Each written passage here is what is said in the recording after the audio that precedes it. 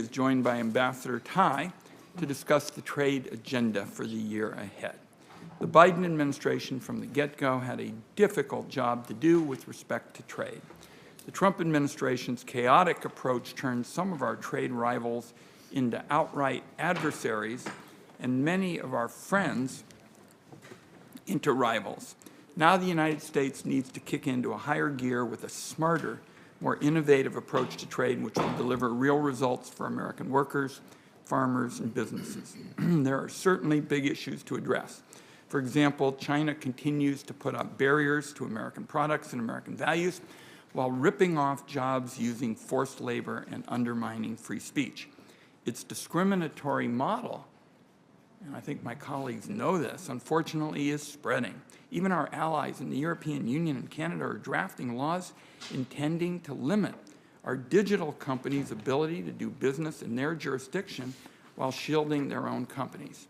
Today, I'm going to briefly outline a three-part strategy to get more Americans back in the winner's circle of trade. First, the administration needs to ramp up enforcement of the trade laws that are already on the books, and that means enforcement across the board. Let's start with USMCA. Senator Brown and I fought for stronger, faster-acting enforcement tools like the Rapid Response Mechanism. That is part of what makes the USMCA the most pro-labor trade agreement in American history. Ambassador Tai has used the Brown-Wyden mechanism to get some key wins to stop labor violations in Mexico, and she's worked to help Pacific Northwest dairy farmers get into the Canadian market. Now they have to go further and enforce every provision of every chapter of USMCA. For example, Mexico is flouting its USMCA obligations by shutting out our renewable energy providers. Bad news for the economy, bad news for the environment. During last year's trade agenda hearing, I asked Ambassador Tai to take action. The U.S. did request consultations with Mexico in July 22, but 8 months have passed. American clean energy producers, our companies in the Pacific Northwest, are still waiting for access. In my view, it is long past time to say enough and to make this a real dispute settlement case. The administration also needs to set up enforcement beyond USMCA to defend American workers and businesses from unfair trade practices wherever they are happening. To that end, the administration hasn't yet brought a single case before the World Trade Organization. There is no doubt that the World Trade Organization needs reforms, but if you don't press your case, we're stuck on defense. And I want to make it clear, and I think colleagues agree with this, the United States of America has got to play offense on international trade. Next, the administration makes opening export markets a priority as an issue. This is an imperative in terms of the administration's agenda. USMCA is proof that U.S. trade policy can raise the bar on labor and environmental standards and bust down the barriers to our exports. However, I have real concern that USTR isn't doing enough to break down barriers our exporters face. For example, there is just old red tape preventing Eastern Oregon potato farmers from shipping fresh potatoes into Japan. Oregon potatoes are the very best in the nation. And I intend to give my friend Senator Crapo equal time in order to make his case with respect to his agricultural sector. But kidding aside, we're talking about an estimated $150 million market. Pacific Northwest apples and pears are blocked from the behemoth Australian market. Oregon wheat, upwards of 90% of what's exported, suffers from high tariffs in markets around the Pacific Rim. Vietnam has a litany of restrictive digital practices that hurt our startups. The administration ought to be taking every opportunity to fix these issues, but it's not even clear that USTR is discussing them as part of the whole effort with respect to the Indo-Pacific framework. So I want to draw a line here. The United States cannot conclude agreements with Japan, Indonesia, or the EU that leaves issues facing our exporters, American exporters, without remedies. Third, getting trade done right is going to require creative approaches to new challenges, whether it's shoring up our supply chains, promoting access to critical minerals, or addressing climate impacts of leading industries. Smart trade policies have to be part of the solution. I'm glad Ambassador Tai and her team are thinking outside the box, but what's needed here are real answers on how these proposals are going to work in practice. The administration has to deliver new markets. We're talking about, say, the Middle East and Africa, and trade in new products, say renewable energy and digital services, in a way that quickly pushes the American economy forward. Meeting that challenge requires that we strategize with our allies and we partner with the Congress. It's going to bring me to one last point. The executive branch, in my view, has begun to embrace a go-it-alone trade policy. And I want to be clear on this point. Congress's role in U.S. trade policy is defined by the Constitution of the United States. It is right there in Article 1, Section 8. It is black letter law, colleagues, and it's unacceptable to even offer the argument otherwise. It's my expectation that Ambassador Tai and the committee can begin to chart a new path forward when it comes to transparency, consultation, and ultimately approval of trade agreements. I also want to commend Senator Menendez of New Jersey for his leadership in the effort to promote these transparency reforms. Ambassador Tai, thank you for being with us today. We look forward to this discussion. Senator Crapo, who undoubtedly will have views on his potato. Thank you, Mr. Chairman, and of course, we all know Idaho potatoes are the best. But we like the Eastern Oregon efforts to try to catch up. Oh, I see. The rivalry is launched. Welcome, Ambassador Tai. Members of this committee have very thoughtful ideas to advance the trade interests of the American people. For example, just yesterday, Senator Young was recognized by the National Foreign Trade Council for his leadership on digital trade. Critically, and I know this from personal experience, every senator on the committee wants to work with you, Ambassador, on a bipartisan basis to execute a successful trade policy. The challenge we face is how this administration approaches U.S. trade policy, both in terms of substance and policy. Substantively, the President's trade agenda emphasizes, quote, the groundbreaking domestic investments enacted through the President's leadership, end quote. Respectfully, an American trade policy cannot rest on massive spending on subsidies. That approach borrows more from China's traditions than ours. American trade policy unleashes our people's talent and productivity by removing foreign barriers through tough negotiations and enforcement. The potential of the American people is staggering.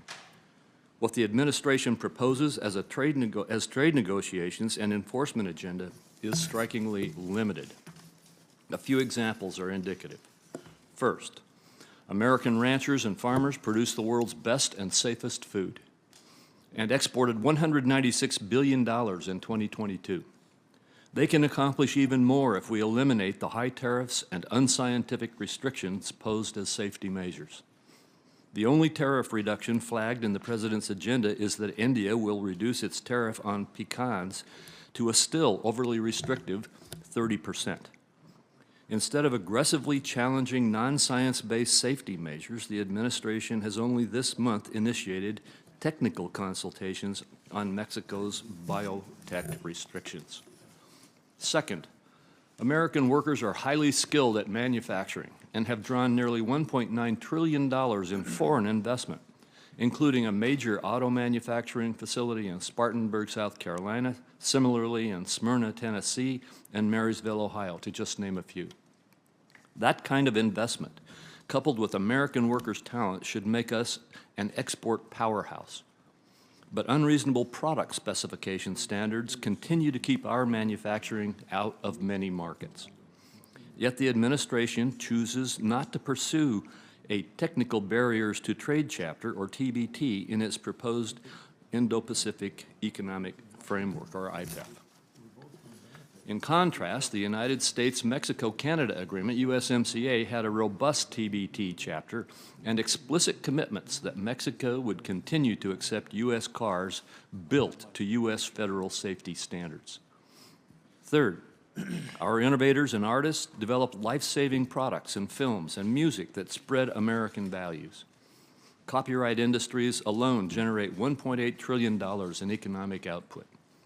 Yet instead of working to strengthen U.S. intellectual property rules, the administration actually waived U.S. intellectual property rights for COVID vaccines under the World Trade Organization related aspects of intellectual property rights, or TRIPS, agreement, and is even now considering expanding that waiver to diagnostic and therapeutic products.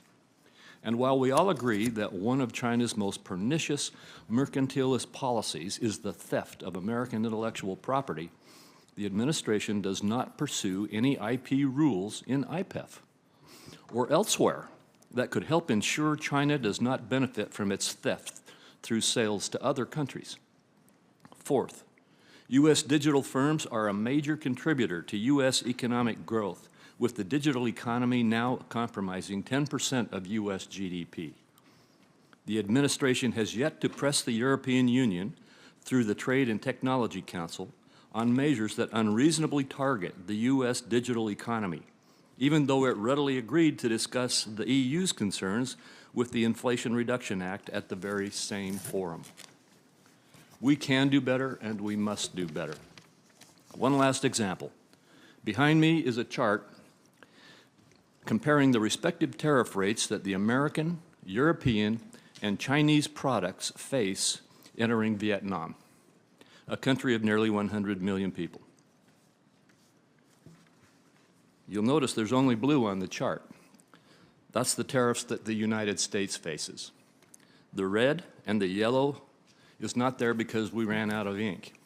It's not there because China and the European Union have entered into agreements that have reduced the tariffs on their products in Vietnam.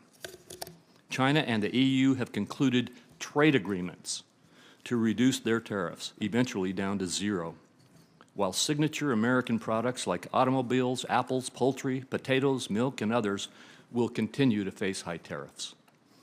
While some of the tariff reductions in the EU and China's deals will take time to phase in fully, we lose ground every day that we remain on the sidelines in real trade negotiations. Given this dynamic, the administration needs to reconsider its decision not to pursue market access in IPEF or other trade arrangements. Unfortunately, the ability to take on these substantive challenges is compounded by one very fundamental problem: the administration's insufficient consultation with Congress. We saw this problem with the negotiation for the TRIPS waiver, and they still continue. In the case of IPEF, the administration refuses to share the views of the same congressionally established advisory committees that assist Congress in determining whether a proposed trade agreement will assist Americans. This chart shows the statute. The text of this statute is crystal clear that such information must be shared with designated members of Congress. The administration also refuses to share attributions of which countries support or oppose particular provisions in IPEF, even though the Trump administration provided such information during the USMCA consideration. This attempt to bypass Congress is unnecessary. Our trade policy is strongest when the administration and Congress work together. And mirroring what Senator Wyden said, the administration should accordingly partner with Congress and the American people, not try to cut us out, because under the Constitution, it cannot. Thank you, Mr. Chairman. I thank my colleague, Ambassador. As you and I have talked several times, the members of this committee have very, very strong views on these issues, as you can tell. We welcome your testimony and look forward to questioning. There can be differences of opinion on these issues. I think certain issues, for example, the constitutional imperative of this committee's involvement are areas that not only do we feel strongly about, we think are very clear. Welcome. Thank you so much, Chairman Wyden, Ranking Member Crapo. I'm really looking forward to a good back and forth with both of you and members of this committee, and as always, doing so respectfully, out of respect for the institutions and for each of you as senators and people. Members of the committee, let me begin by affirming that Congress is our constitutional partner on trade, and I appreciate the opportunity to discuss the President's trade agenda with you this morning. Under President Biden's leadership, this administration is writing a new story on trade, one that puts working families first and reflects more voices across the American economy, one that advances our global priorities and strengthens democracy here at home and abroad. Whether you have a college degree or not, whether you have 5 employees or 500, whether you are in rural Ohio or in the heart of Baltimore, whether you are a small dairy farmer in Michigan or a steel worker in Pennsylvania, we are restoring fairness to our trade and economic system for you. This means vigorously enforcing existing commitments to reestablish confidence and trust in trade. And this starts with the USMCA, which Congress passed on a strong bipartisan basis. We are pressing Canada to ensure that U.S. dairy farmers are treated fairly, finally. And we are urging Mexico to address our concerns with the energy sector and with agricultural biotechnology. On the latter, we recently requested technical consultations with Mexico under the USMCA, and we will continue to consider all options available under that agreement to fix this problem. Restoring fairness to the system also means empowering workers to compete fairly. We are using the USMCA's rapid response mechanism to promote workers' rights in Mexico, and we are seeing real change and success for workers and independent unions. In the last year, we have secured wins for workers at 4 different facilities. We have ongoing open cases, and we will continue to work with the government of Mexico.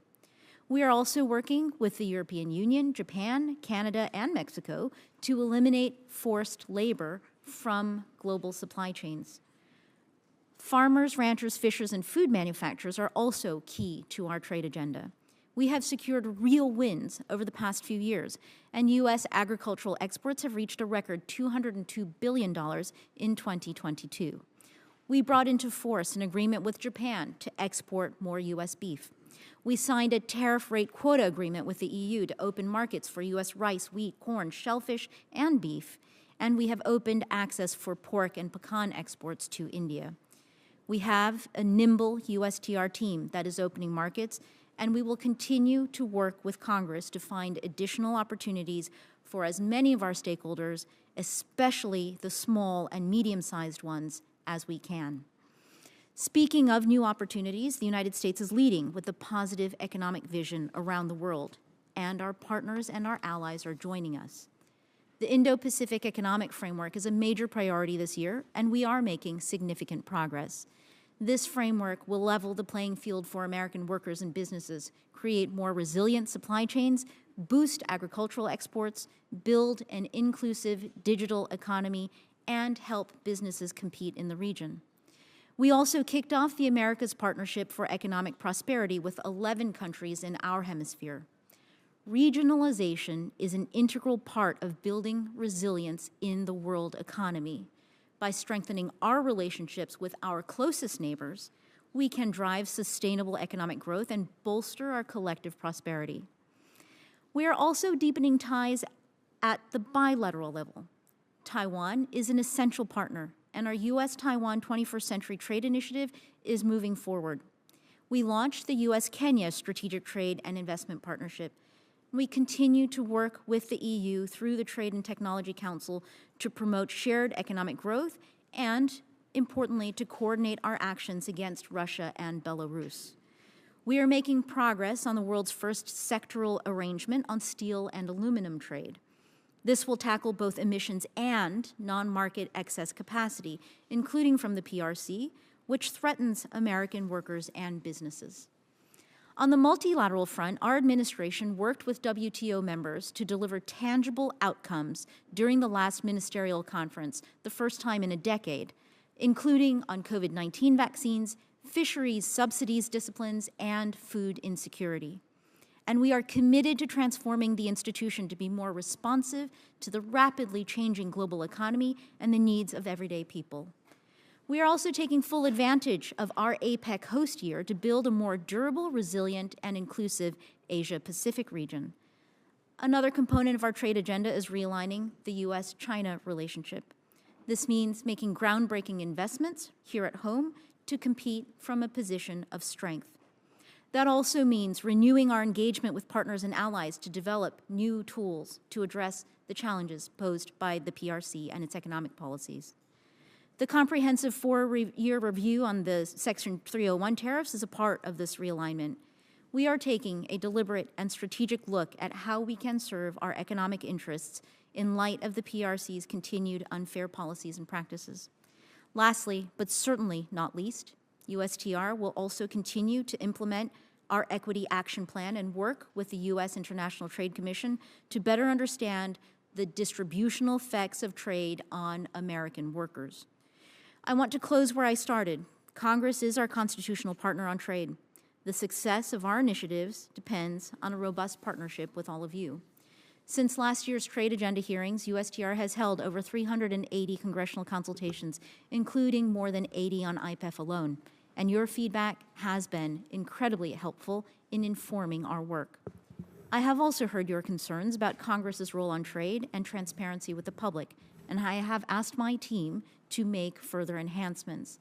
That includes making it easier for congressional staff to review our negotiating text, releasing public summaries of that text, and holding public stakeholder meetings, especially with groups who traditionally have not been involved in the process. Moving forward, I will continue to work hand in hand with members of Congress, your staff, and the public to develop effective trade policy together. I look forward to continuing this work in the year ahead. Thank you very much, Mr. Chairman. Thank you, Ambassador, and I think we are going to have a good discussion. I have been seeing news reports, Ambassador, that as part of the Inflation Reduction Act implementation, the administration is looking at negotiating critical mineral agreements with Japan and the European Union. I understand that these negotiations may be finished soon. So I want to begin today with the question, will your office make these agreements public before they are signed? Well, Chairman Wyden, I hope you're relying on more than news reports, because we have also been briefing your staff very intensively and very recently as well on our efforts here. You are right that we are engaged in negotiations with the European Union and Japan, and the substance of what we are talking about, we have also taken great pains to make available to members of your committee and to their staffs. In terms respectfully, yes. Ambassador, telling the staff is not the same thing as telling the American people. And one of the reasons I say that is I do all these town meetings, go to every county every year, because it's about building trust and confidence. So it's helpful that there are discussions at the staff level. But if you walked into a town hall meeting in rural Oregon and said the people who find out are the staffers, but not them, they'll say, we're the people who give you all on that committee an election certificate. So the question is, will the American people know what's in a minerals agreement before it is signed? Well, Senator Wyden, you and I also have a responsibility to the American people, and you and I have also talked about these negotiations. And to the extent that you are comfortable sharing with your constituents what we've talked about, I would also be comfortable sharing with your constituents what we are talking about. I still am trying to get an answer to my question. I want to be clear to me what I believe transparency is all about. First, your office needs to release detailed, publicly available negotiating objectives before discussions start with foreign governments. And to just hear about it in the news or have staff discussions is not the same thing. The people up here get election certificates. We need to make sure that there are detailed negotiating objectives before negotiations start. Second, Congress and the public need a chance to vet trade agreements before they're signed. In the TPA, I pushed hard to ensure trade agreements were public for 60 days before signing. And finally, Congress needs a final say on any of these agreements. Do you support those transparency standards? Well, Senator Wyden, as you know, because you've been involved in trade policy for a long time as a member of this committee and also Ways and Means when you were a House member. I wasn't on the Ways and Means. You weren't on Ways and Means. Well, you've been here for a long time, long enough to be chairman, certainly, and I know how much you care about trade. Yes, I care deeply as well about transparency. I know that this is a core principle and value of yours, and I have committed to you to work with you on bringing transparency to our trade practice. And I hope that you'll recognize that we have taken steps forward, including, as you have acknowledged, in our work with Senator Menendez over the course of the past year. You'll also know that in terms of USTR's day-to-day work, everything that we do on a daily basis is some form of a negotiation and some form of an enforcement activity. With respect to TPA, those were guidelines that applied to a very specific set of negotiating projects. And as you know, we have been in close consultation with you and your staff about the guidelines that USTR continues to adhere to, which are very similar, if not go further than the guidelines that were memorialized now 8 years ago. I want to make clear so everyone on this committee knows how strongly I feel. I think minerals agreements, critical minerals agreements, ought to be made public before they're signed, and we'll continue to stress that with the administration. One other question real quickly, and that's about helping American exporters. We've got to compete with China. We all understand that. The internet is the ball game for small businesses. Senator Cardin, chair of the Small Business Committee, we want to make sure that red, white, and blue American products can get all over the world, and too many of our trading partners put up barriers to our exports. Exports, for example, in the digital area, but plenty of other areas as well. So our small businesses want to be able to export using digital trade. We want to help them do that. What are you all doing at your office to attack these digital trade barriers abroad that rip off small American companies in particular? Well, Senator Wyden, I want to go on the record and affirm my commitment to a pro-competition digital agenda. And in terms of what we are doing, as you know, we are negotiating digital terms and rules in our trade negotiations in many different contexts, including in the Indo-Pacific.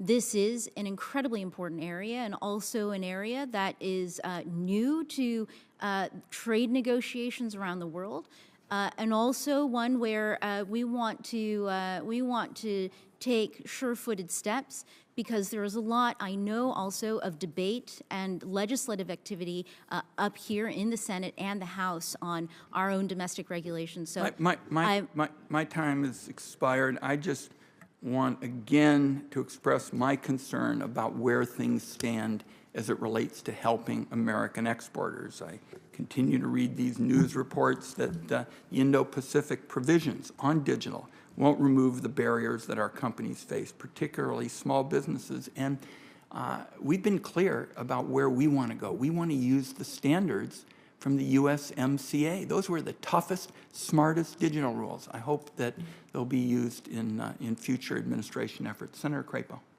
Thank you, Mr. Chairman. And Ambassador Tai, the administration has not yet responded to this committee's letter of December 1, signed by 20 members of this committee, that noting that IPEF agreements need to be approved by Congress.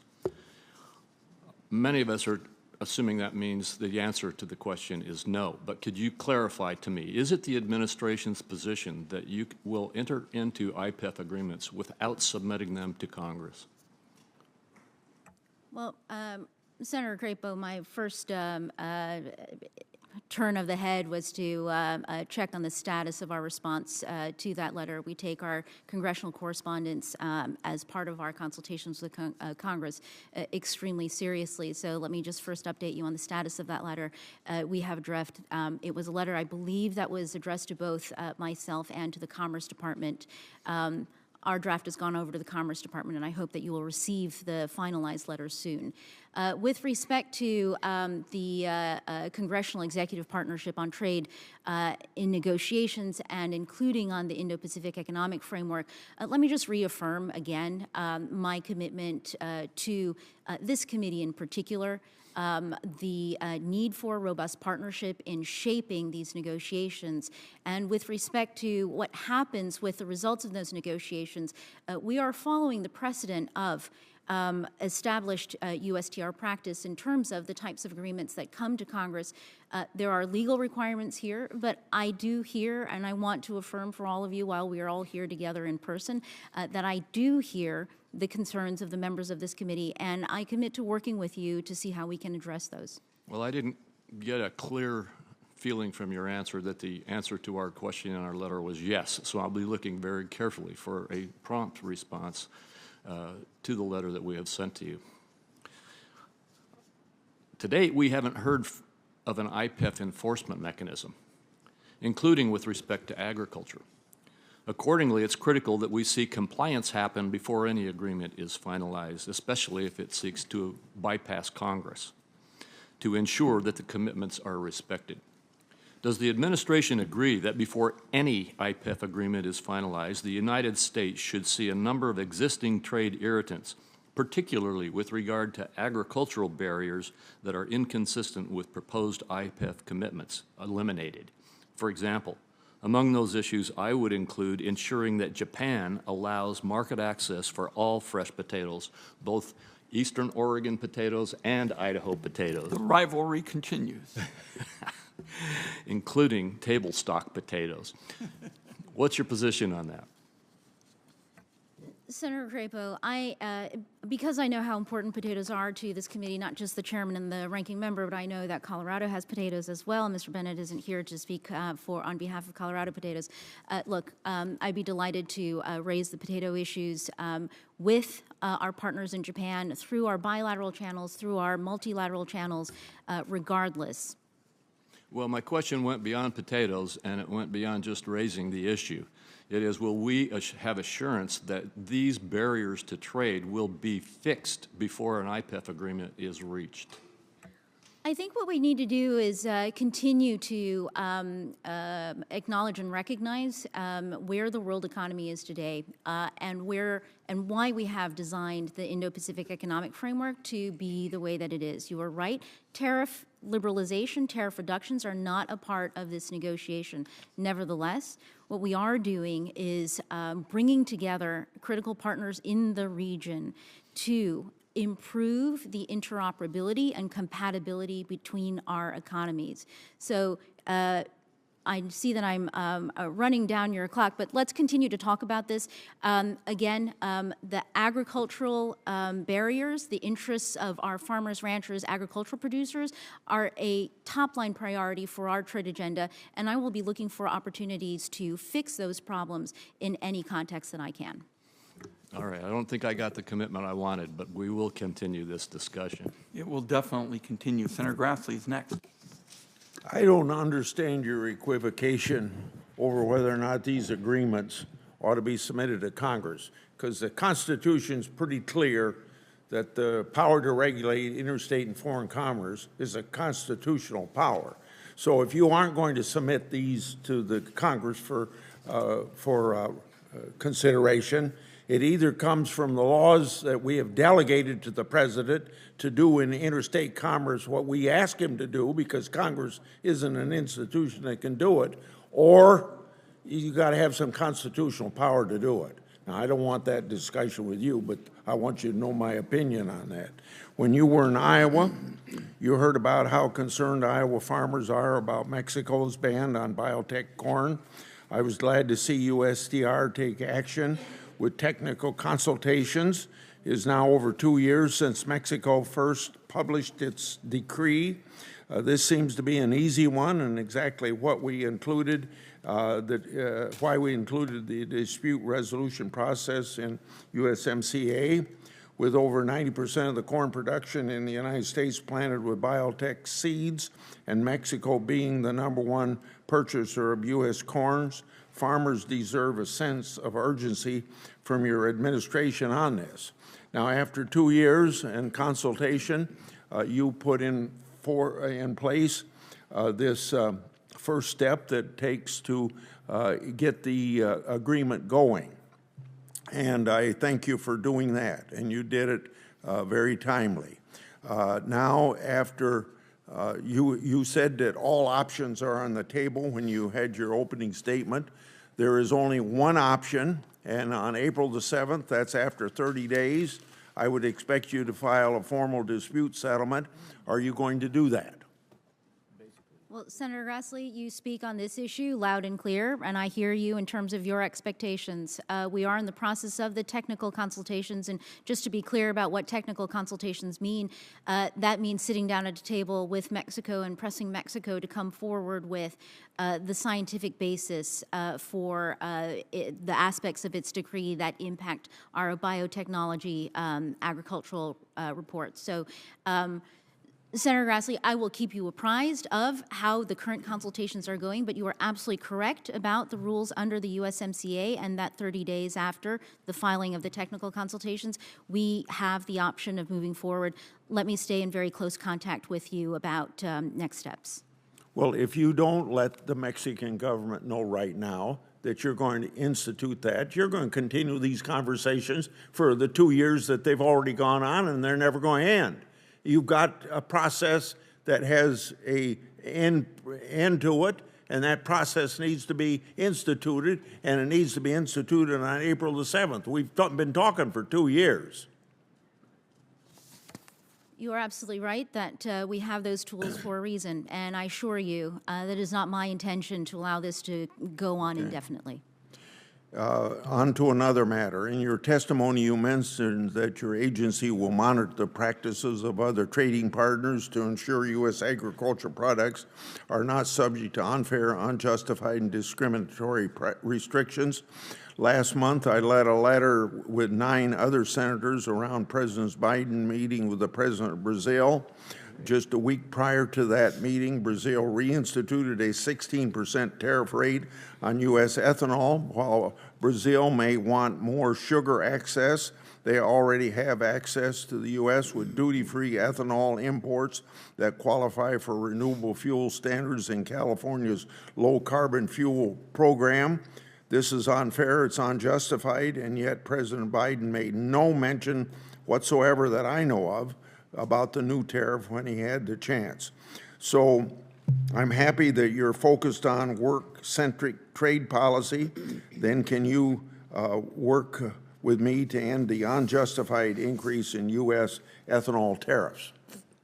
I'd be happy to. I also would like you to know that I was in Brazil 2 weeks ago, and that my chief agricultural negotiator will also be following up on this particular issue, and that I most certainly did raise this on my trip to Brasilia. In regard to whether or not you're going to have free trade agreements or not, and I don't understand why those 2 words are something that the administration never wants to utter, but you're talking about having certain talks with Kenya, UK, and a couple other countries, and you call them robust discussions. Robust discussions are not good enough. So my last question is, do you plan to pursue concrete market access commitments in any of the frameworks and initiatives that you're pursuing? So, Senator Grassley, I'd like to take this opportunity to say that I remain, and we remain, open-minded with respect to the more traditional approach to trade agreements.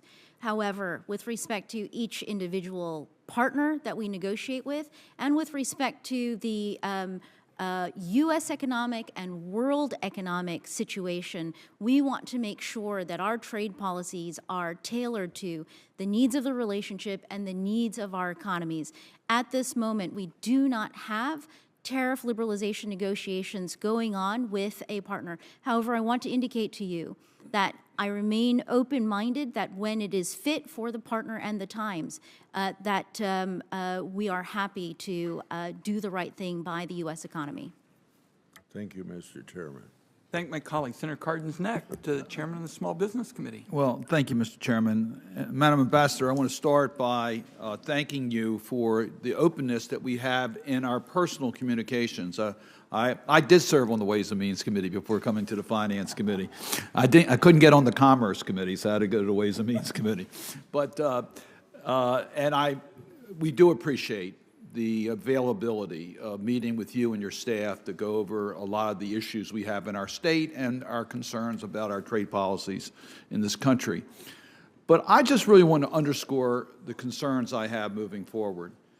We've gone through the transition of Congress delegating to the executive branch trade policies, and we went through a transition and came to Trade Promotional Authority as a way in which Congress could direct the administration on the priorities that they needed to achieve in trade agreements and the consultation process with the ability to approve trade agreements by the Fast Track Authority. That was thought to be the proper way for us to be able to get our input. It took me many years to be able to get as a principal trade objective good governance and anti-corruption issues, and to deal with enforcement mechanisms, and now as chair of the Small Business Committee to deal with small business issues. And we've had success through the negotiations and the passage of the trade promotional authorities to get that type of direction to trade agreements. What worries me now is we're going down a path in which you're using these framework agreements, bypassing the formal relationship with Congress, and it may be difficult in future administrations. We saw the previous administration do a lot of initiatives that we thought went over the edge, and now we see this in the Biden administration. So for those of us who are concerned about Congress directing the trade objectives, the principal objectives of our trade negotiations, that being very much diminished by the process that you're going forward. So I'll ask you specifically on the areas of my priorities.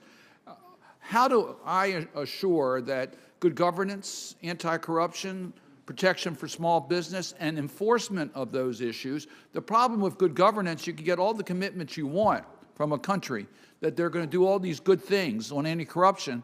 We then enter into the framework agreement, they don't do it, and there's no enforcement because you don't have any trade sanctions that you can impose, which is the way that we enforce these agreements. Can you ease my concerns about where we're heading as far as being able to direct our trade policies to congressional objectives? Certainly. Senator Cardin, I know that you've been a leader on all of these areas within the trade agenda, and I want to commend you in large part because I share the respect for how important these are economically and also in the larger picture as well.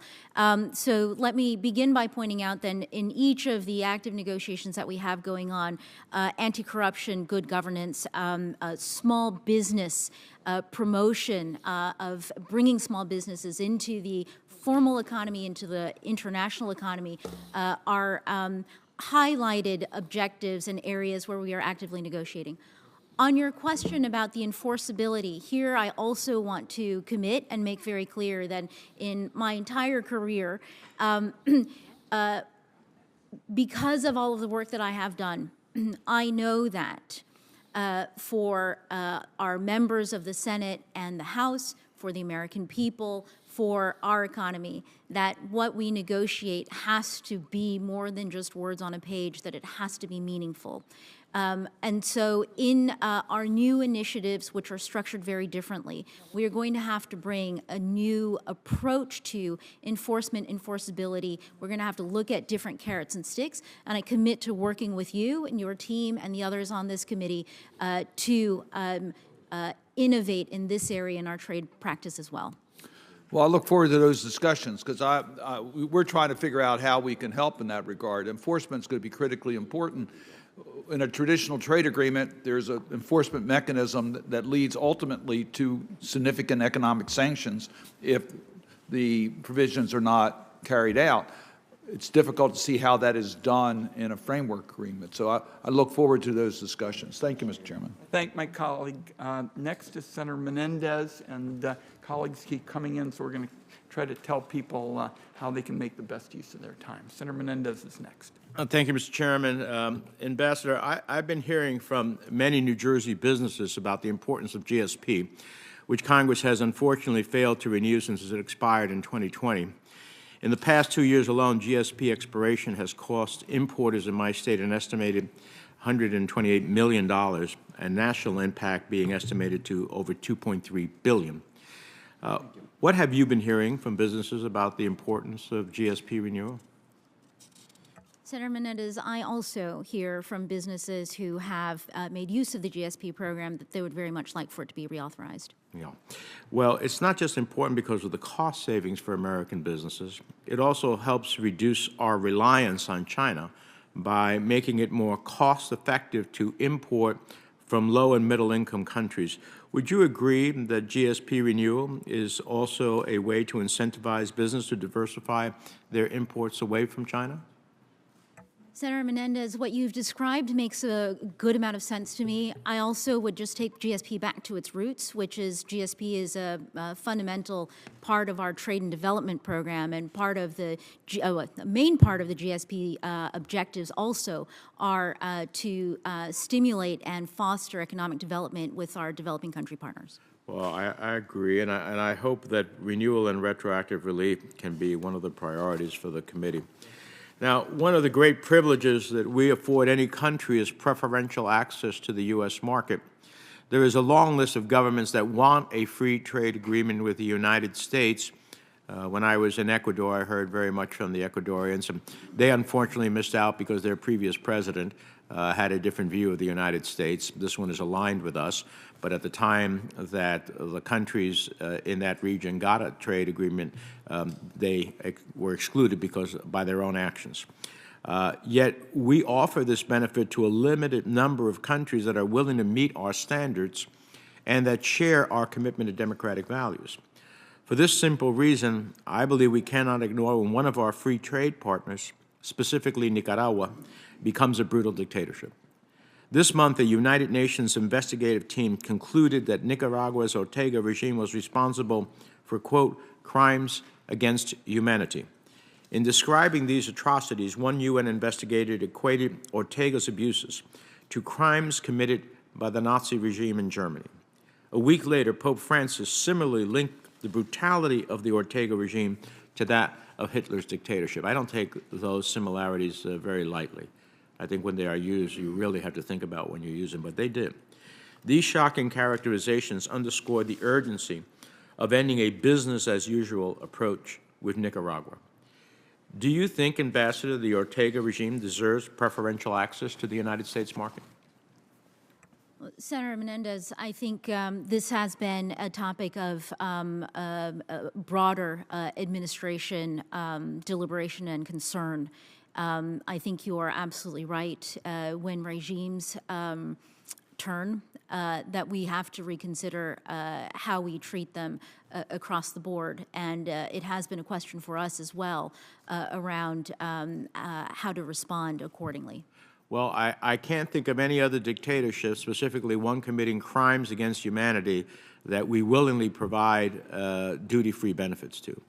So I look forward to working with you and the administration to suspend Nicaragua's market access under CAFTA. It is just absolutely outrageous. Finally, I want to thank you and your team for the diligent work in negotiating the U.S.-Taiwan initiative on 21st century trade. Taiwan's a key trading partner with whom we have a strategic relationship that is intimately intertwined with our economic security, particularly as it relates to trade in semiconductors. It's a model global citizen, a key stakeholder in the Indo-Pacific economic community, and a vibrant democracy that respects the rule of law.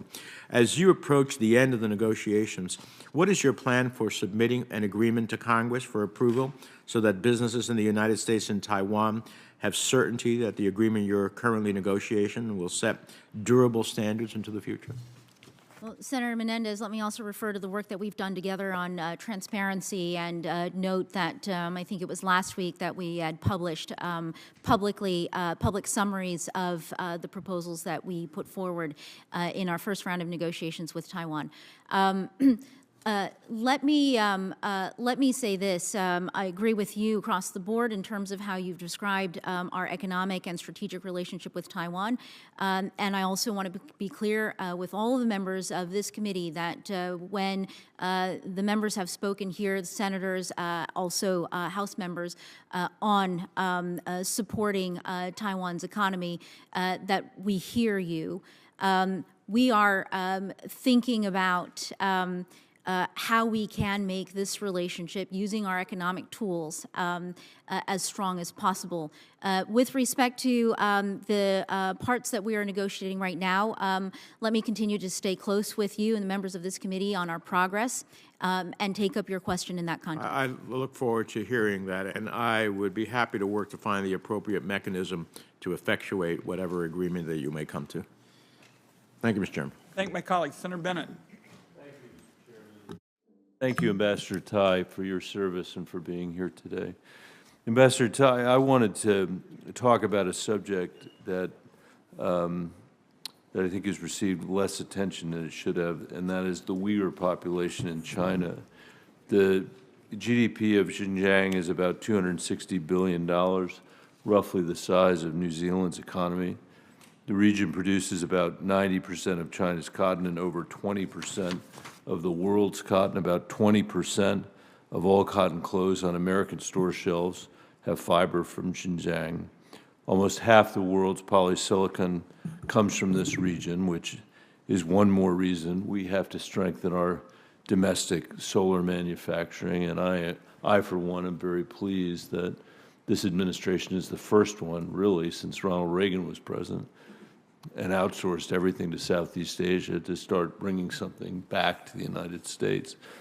All of this, these consumer products and solar products are happening on the backs of over 1 million Uyghurs who are imprisoned in forced labor camps. There are numerous reports of torture, of sterilization, of people being placed under 24/7 surveillance with every move and every utterance monitored by the CCP, including in their own homes. That's what's happening in Xinjiang, and there are still many American companies who are operating in the region. I recognize that we passed the Uyghur Forced Protection Prevention Act, which is now law, but I remain concerned about American businesses and other multinational companies with supply chains that run through the region. So, Ambassador Tai, I'd ask you to tell us what you would say to American companies that continue to operate in China or elsewhere with supply chain exposure to the Uyghur region, and what do you say to our global allies and partners about the importance of not enabling the Chinese government's systemic oppression of the Uyghur people?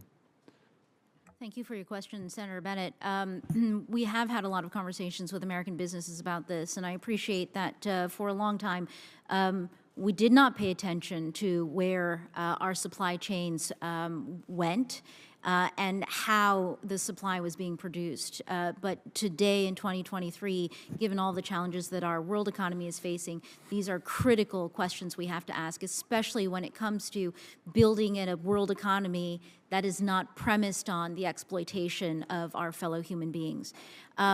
In conversations with business, I understand and appreciate that they may not know, and often that they do not know, how far their supply chains go or what the answers are in terms of who is producing and under what conditions. But the issue is that they have the responsibility to know. And in terms of working with our trading partners, eliminating forced labor from global supply chains is something that we cannot do alone. It is something that we must all work together to do. I have been getting very good cooperation and collaboration with the European Union, Japan, Canada, as well as Mexico. We are galvanizing efforts to make progress in this area. We have the UFLPA. A lot of our partners are working on due diligence legislation exactly to put the burden on their businesses to know who is in their supply chain and how their supply is being produced. Well, I would encourage you to continue that work to galvanize that effort, and I'll turn with the remaining moment that I have to other work that you're doing in the name of regionalization, which you talked about earlier today. I'm deeply concerned about China's growing influence across Latin America and the Caribbean. China is South America's top trading partner. It's South America's top trading partner and a major source of both foreign direct investment and lending in energy and infrastructure, including through the Belt and Road Initiative. Last year, during this hearing, I asked you about the opportunities you saw with our own trade policy to improve relations with key economies in the Western Hemisphere. And since then, the Biden administration announced the America's Partnership for Economic Prosperity back in June, and you held its first ministerial, I think, this past January. How can our trade policies help us either reshore or ally shore critical supply chains away from China, especially those that run through the Uyghur region, but others as well that may have for the last 30 years or so felt that that was the right place, but now maybe have the opportunity here? Can you talk about specific opportunities that you are targeting with our allies and partners across the Western Hemisphere and in this region about what some of the opportunities are and some of the obstacles you're facing? And I am out of time, but I'll bet you the chairman will give you 30 seconds to answer. Thank you, Mr. Chairman. Thank you both. Yes, the Americas Partnership is an engagement that we at USTR are partnering with state on precisely to bring an economic engagement to our own neighborhood that is regionally based. In the Latin America region and in the Western Hemisphere, we actually have the most existing FTAs that we have in any region here. So you will see that of the 11 partners included, that's us and 10 other partners. With 8 of them, we already have FTAs, and but that's not a limiting factor in participating in the America's Partnership. We have 2 with whom we do not have an existing FTA. I've looked at the trade statistics. I know what you're talking about. Our partners in our own neighborhood nevertheless tell me that we are their most important trading partner. And the task for us is to work with those partners, but also to work with Congress on enhancing those relationships and bringing that regional prosperity that we have been wanting for a very long time and continue to aspire to. I thank my colleague, Senator Cantwell. Next. Thank you, Mr. Chairman. Ambassador Tai, good to see you. Thank you for your hard work. I wanted to raise a couple of issues. First, we've raised issues with you about incredible tariffs in India on our apples, and you raised the concerns with Minister Goyal, and we appreciate that. Washington exports to India have declined quickly after they placed retaliatory tariffs in June 2019.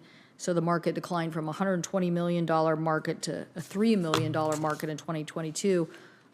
We raised these issues with Prime Minister Modi earlier this month, and I guess not to my surprise, but to my great interest, he said the U.S.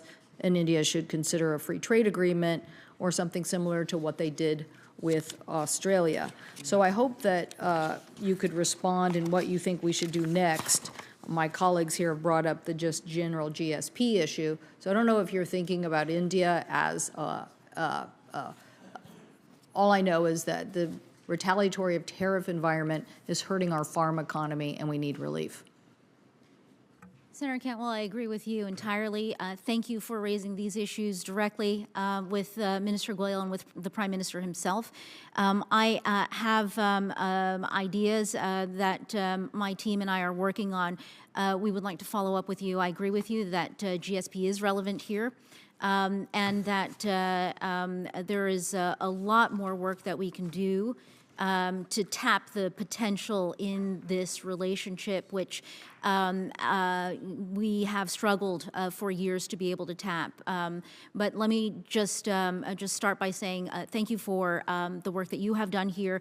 I look forward to continuing to partner with you, whether tag teaming or doing things even more jointly to improve this situation. Great, thank you so much. The Indo-Pacific Economic Framework, as you know, I'm a strong proponent of opening up markets for U.S. company from agriculture to high tech. I'd be interested in hearing more about how on this negotiating platform can be used to address trade barriers. One specific thing even though we're a close partner with Japan and have great trade relationships, there's one sector where I feel like we are facing types of non-tariff trade barriers. For example, I'm told that Sony controls a monopoly of 98% of the high-end game market, yet Japan's government has allowed Sony to engage in blatant anti-competitive conduct through exclusive deals and payments to game publishers, establishing games that are among the most popular in Japan, not to distribute the games on other platforms. And so Japan's Federal Trade Commission has failed to investigate these exclusionary conducts.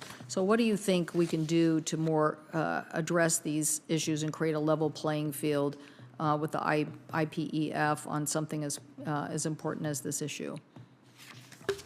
Senator Cantwell, the Indo-Pacific Economic Framework provides us with a lot of opportunities, and I think you're absolutely right that the economies that we are engaging with right now are all focused on expanding participation in their economies and looking at trade policies that also promote and support competition. So we have that particular outlook. We also have an ongoing digital negotiation as well. What you've described is something that I expect may very well come up in the intersection of those two perspectives, being pro-competition and also engaging on the digital economy. That is absolutely an area that we are primed to address. This one is new for me, but let me take this back, and I'm happy to follow up with you and your team on this. If they were blocking access, that would be of great concern. Yes. If they were, or are they? Well, I'm saying they are, but if you said you were looking into it, I just want to make clear you view this as a problem. Yes, I think monopolistic behavior is something that is a drag on economic growth and development. Thank you. Thank you, Mr. Chairman. Thank my colleague. I believe Senator Cassidy is next.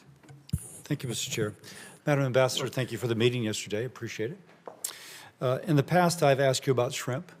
To cut to the chase, the EU puts phytosanitary standards upon Indian shrimp, and a lot of those shrimp fail. And so India then dumps them on the U.S. market. They subsidize, et cetera. So we're getting stuff that doesn't pass European phytosanitary standards, that's subsidized, that's dumped into our market, and my shrimpers are hurting upon many other problems that they've had in recent years. In the past, you've mentioned you've raised this, but it still seems to be an issue. Other agencies such as FDA and are addressing this. Can you speak to what USTR is doing? Senator Cassidy, I suspected that you were going to raise shrimp, and so I wanted to come as prepared as I could be. We continue to raise this concern with India. Actually just had an exchange with Senator Cantwell about her concerns with respect to apples and other aspects of our agricultural trade with India. On this, what I would say is I will commit to you that I will continue to raise our concerns, and that I will also work with you as closely as I can to continue to try to find ways to tap the potential in the U.S.-India relationship, including around some of these thorny agricultural barriers that we face. Now, may I? There's nothing like a tariff to get in nothing like a hanging to sharpen a person's mind, as Samuel Johnson said, and there's nothing like a tariff to suddenly dislodge a barrier. Is it time to review the tariff schedule on the shrimp that's coming from India? And, why don't we? Senator Cassidy, I will take that as a suggestion and a request, and let me just say that I have noted it. Okay. Let me ask as well.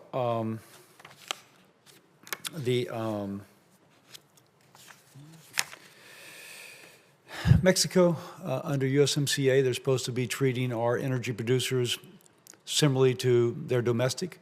It's clearly not happening, with specific incidences of where the Mexican government is clearly discriminating against our energy producers.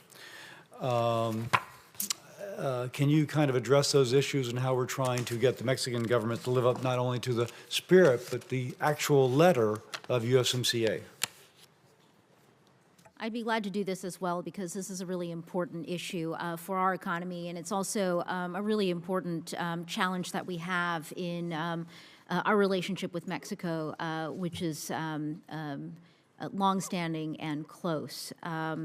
So as you will know, last July we requested consultations with Mexico regarding various of its energy measures. We have met with over a dozen companies and industry groups to discuss the issues they face. Last August and also September, we held consultations with Mexico, also in cooperation with Canada, which is also raising its concerns with Mexico. From December to February, the United States, Mexico, and Canada have engaged in a series of sessions to discuss specific concerns raised in the consultations requests. We are engaging with Mexico on specific and concrete steps that Mexico must take to address the concerns set out in our consultations request. In addition, we also expect ongoing monitoring and discussions between the U.S. and Mexico on these issues. This is still very much a live issue. And what do we have to leverage their cooperation? Well, I think that a large part of it is Mexico's own self-interest in terms of the strength of its energy market and the integration of that market in the North American But they economy. seem to have a kind of nationalistic viewpoint in which they're willing to sacrifice efficiency and tolerate corruption in order to have the pride of owning their own business. It seems to be an ideological viewpoint, in which case it seems like it has to move beyond their apparent self-interest into something which is living up to the letter of the law. Does that sound right? Let me just say that all sounds right to me. And we know that all of the tools in the USMCA are there for a reason.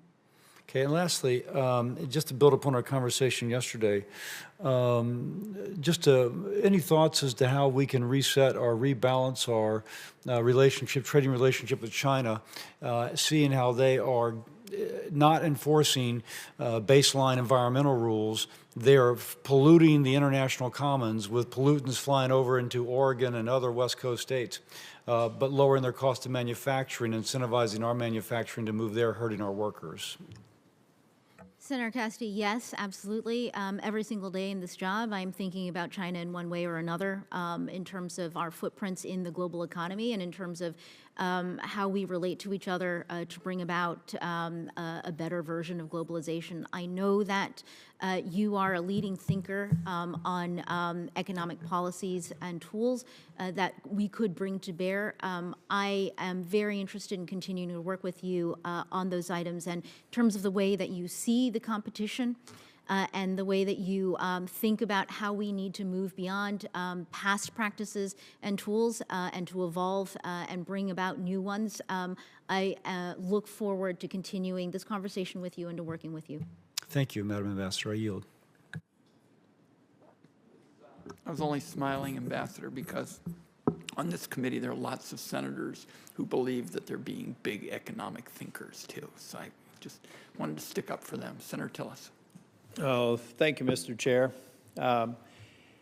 Ambassador, I first want to start by saying that I agree with Chair Wyden and concerns of some of my colleagues about transparency.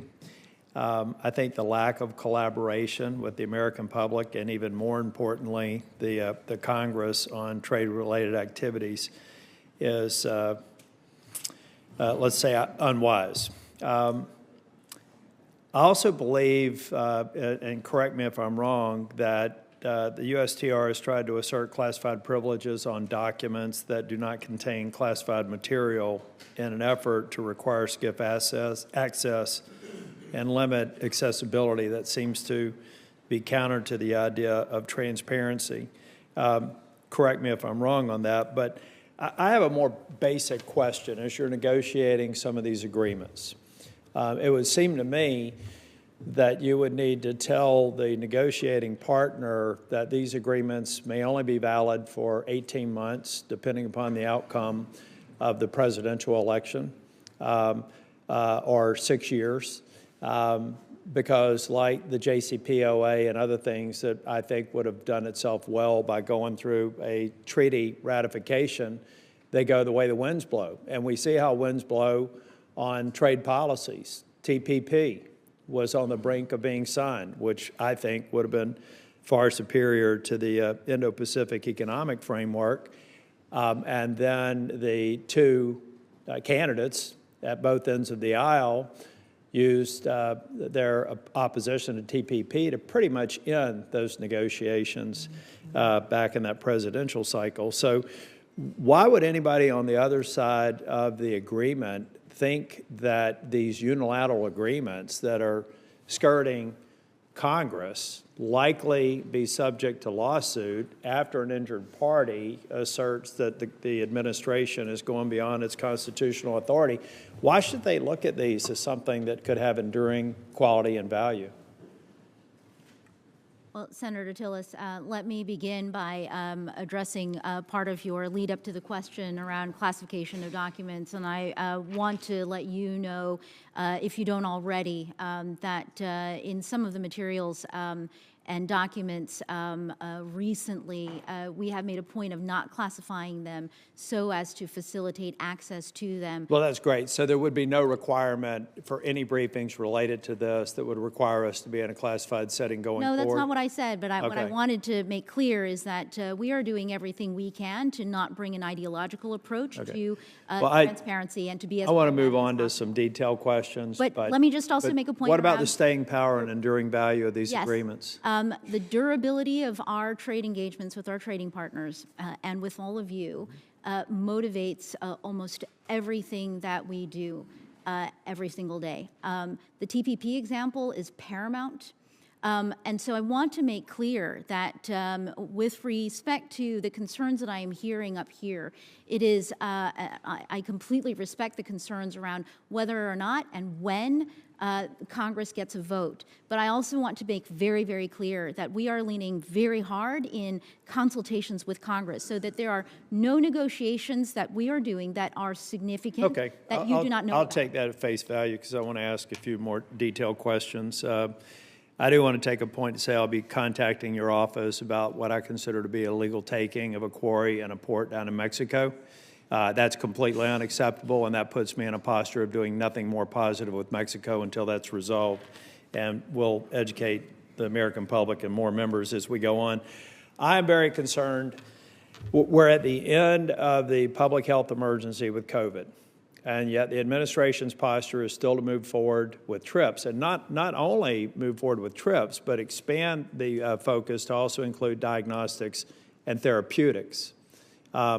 We had a hearing yesterday about this subject, and if the administration wants to create an environment where fewer therapeutics, less investment in small molecule research, and losing American jobs in the biotech space, go forward with that policy, because that's exactly what's going to happen. I'll be able to come back before this committee, as I did yesterday with Eli Lilly and several others, who are simply saying they're reducing the buy box, they're exiting research and development that saves people's lives first, improves the quality of their life, and employs American workers. I think it's dangerous policy. I'm going to submit several questions for the record, and Chair and Ranking Member, I did have to let you know, since you all did the unseemly thing of politicizing potatoes, I also have questions for the record on sweet potatoes, where you got a 1 in 2 chance if you're eating a sweet potato. It was grown in North Carolina, and we've got trade issues there as well. The heat intensifies around the potato issue. I understand.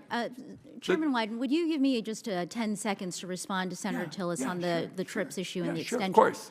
Because I want to make sure that, Senator Tillis, you hear from me exactly what we are doing with respect to the extension question that's been raised at the WTO. We think that it is a legitimate question, and there are legitimate interests that are being expressed at the WTO around access worldwide to diagnostics, therapeutics, et cetera.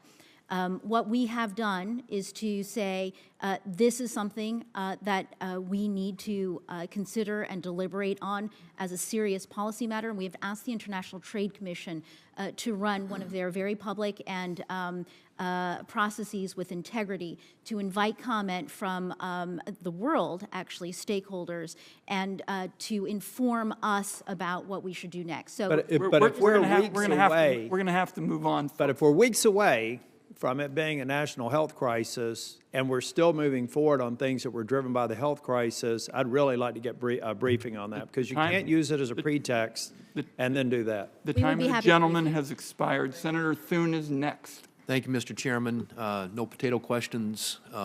Ambassador Tai, welcome back to Congress.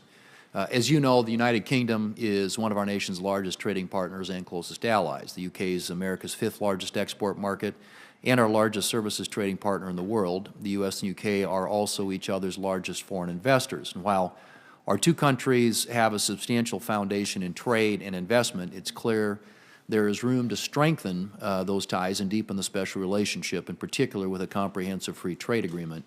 A new U.S.-UK trade agreement would build upon the common values and interests of our two countries, and in doing so, help reduce costs for American consumers, improve supply chain resilience with a trusted partner, and open new markets for U.S. producers, including products in my home state of South Dakota. Important groundwork's already been laid, including the bilateral negotiations initiated by President Trump toward a trade agreement and the U.S.-UK dialogue on the future of Atlantic trade initiated by President Biden to improve economic cooperation. There's also bipartisan support for this effort, as Senator Coons and I recently introduced a bill to kickstart trade negotiations with the UK. And with the recently announced Windsor Framework, which provides a pathway on post-Brexit trading arrangements in Northern Ireland, and in which President Biden supports, the timing couldn't be better to re-engage with the UK on a trade agreement. But as with any trade agreement, I should say, it will require presidential leadership and a committed USTR to move the ball forward. So my question, Ambassador, is will you commit to strengthen the U.S.-UK trade relationship, in particular by undertaking steps to negotiate a comprehensive trade agreement with the UK? Senator Thune, on the first part of your question, I absolutely commit to working to strengthen this relationship and have been doing so for the last 2 years. On the second part of your question, with respect to a free trade agreement negotiation, let me just say I remain open-minded. I'll reinforce what I've said earlier, which is we look at each one of our trade relationships, and we look at the overall situation in the global economy, what our economy needs to make sure that what we do is tailored. You've mentioned a lot of developments in the UK. We are tracking all of them, and I had a conversation with my new counterpart, the Trade Secretary Badenoch, just last week. So I'm happy to continue to stay in touch with you as we build that relationship and continue those conversations. Good. So you are in conversations with them. We are in conversation. Appreciate that commitment. I strongly encourage USTR and the President to make a trade deal with the UK, one of our closest allies, a top priority. It's something that can and really just needs to be done. USTR continues to push the Indo-Pacific Economic Framework. You've heard some of my colleagues talk about that, which is presumably about reinforcing America's presence in the region and offering an alternative to China's influence. The problem is that IPEF doesn't achieve much of either.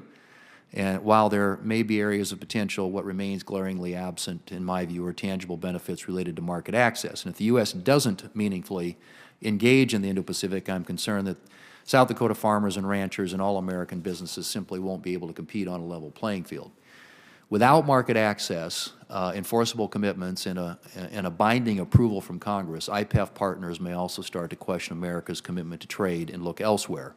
Meanwhile, China is aggressively pressing forward a trade agenda, whether it's in the Asia-Pacific, Africa, Latin America, or just earlier this week reaffirming economic ties with Russia, which again entails a lot broader significance. So given the economic and geopolitical interests at stake, I again strongly urge USTR to be more ambitious and bolster America's presence in the region.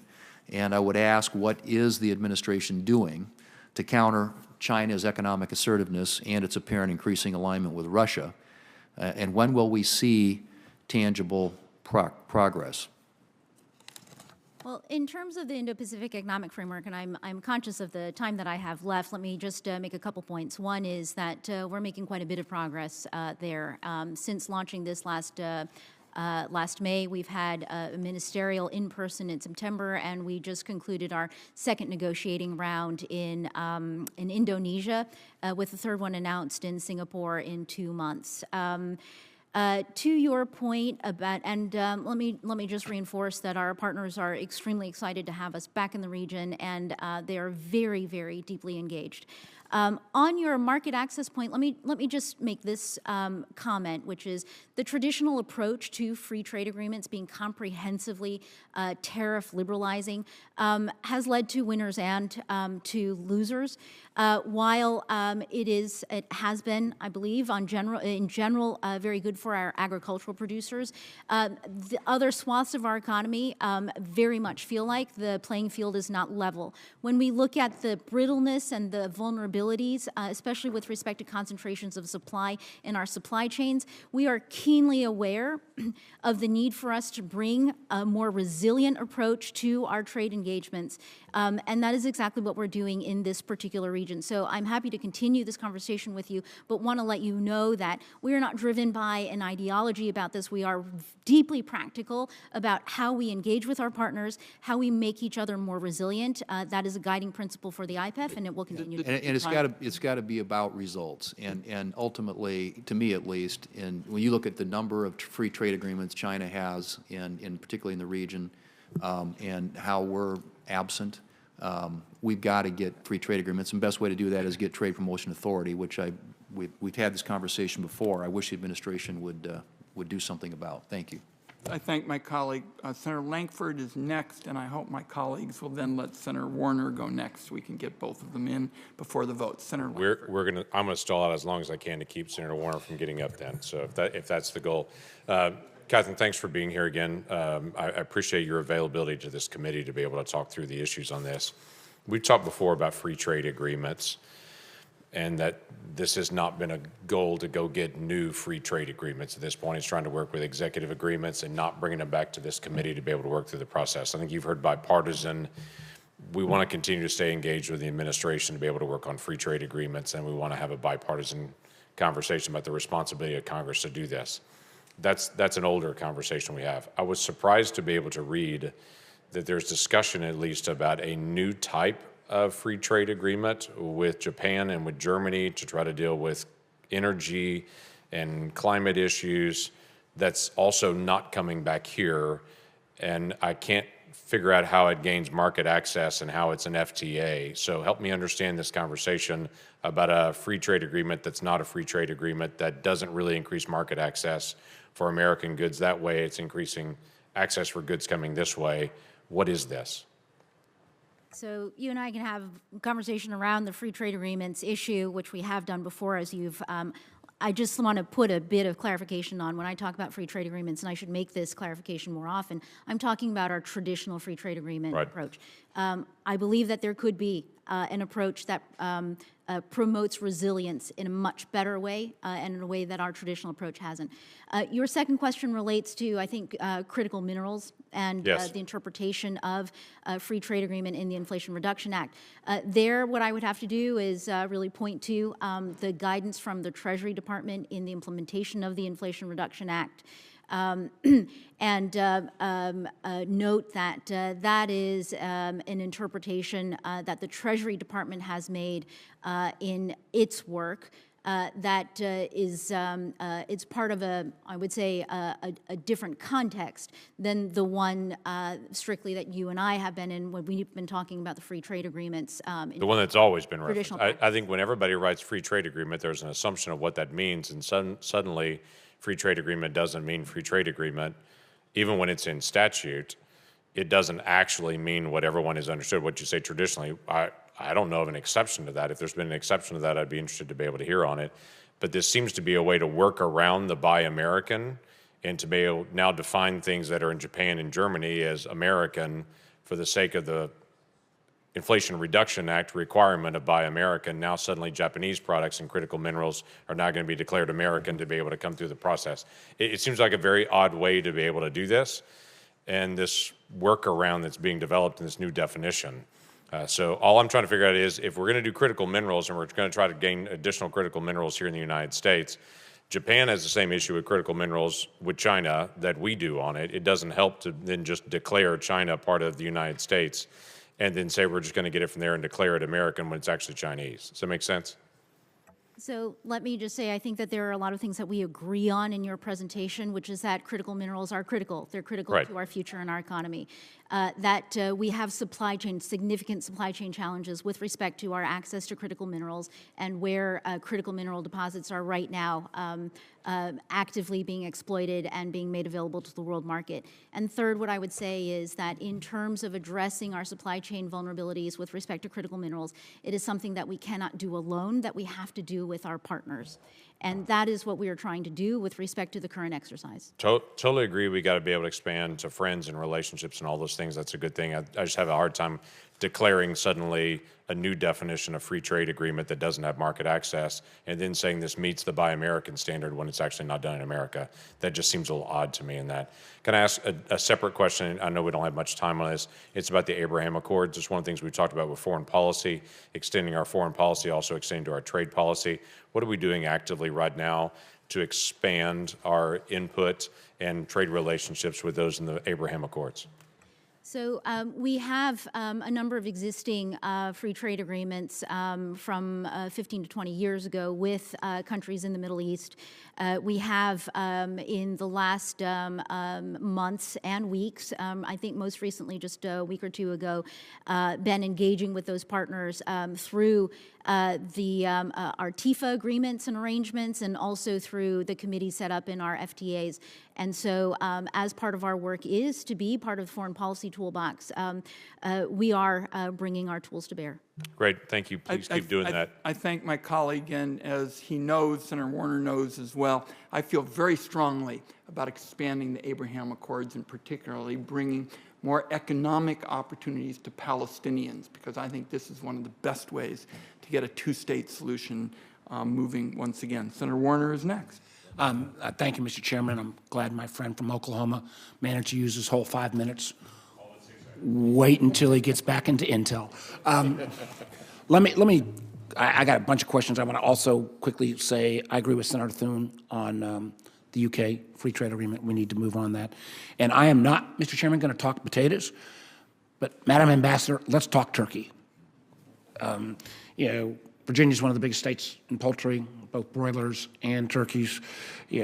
About, what's our number, 18,000 direct jobs, $6 billion in economic direct interest, much more of that indirect.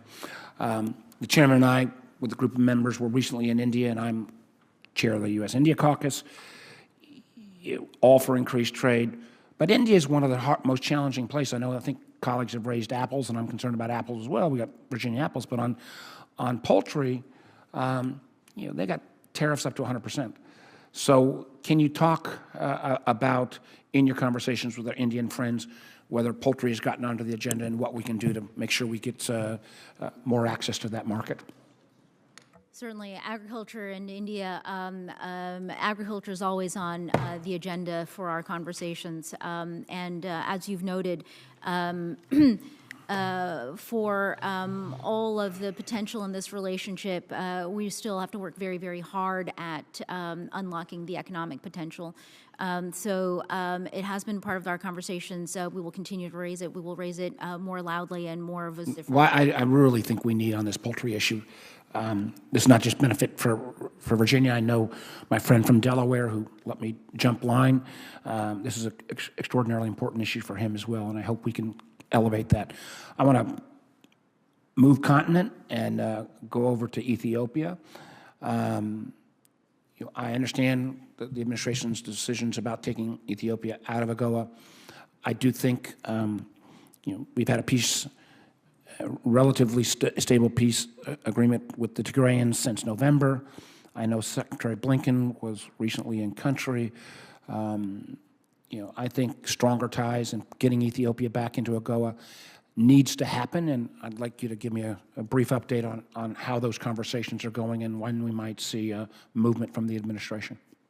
Certainly, the decision to remove AGOA benefits from Ethiopia was not an easy one, especially while seeing what was happening in Ethiopia.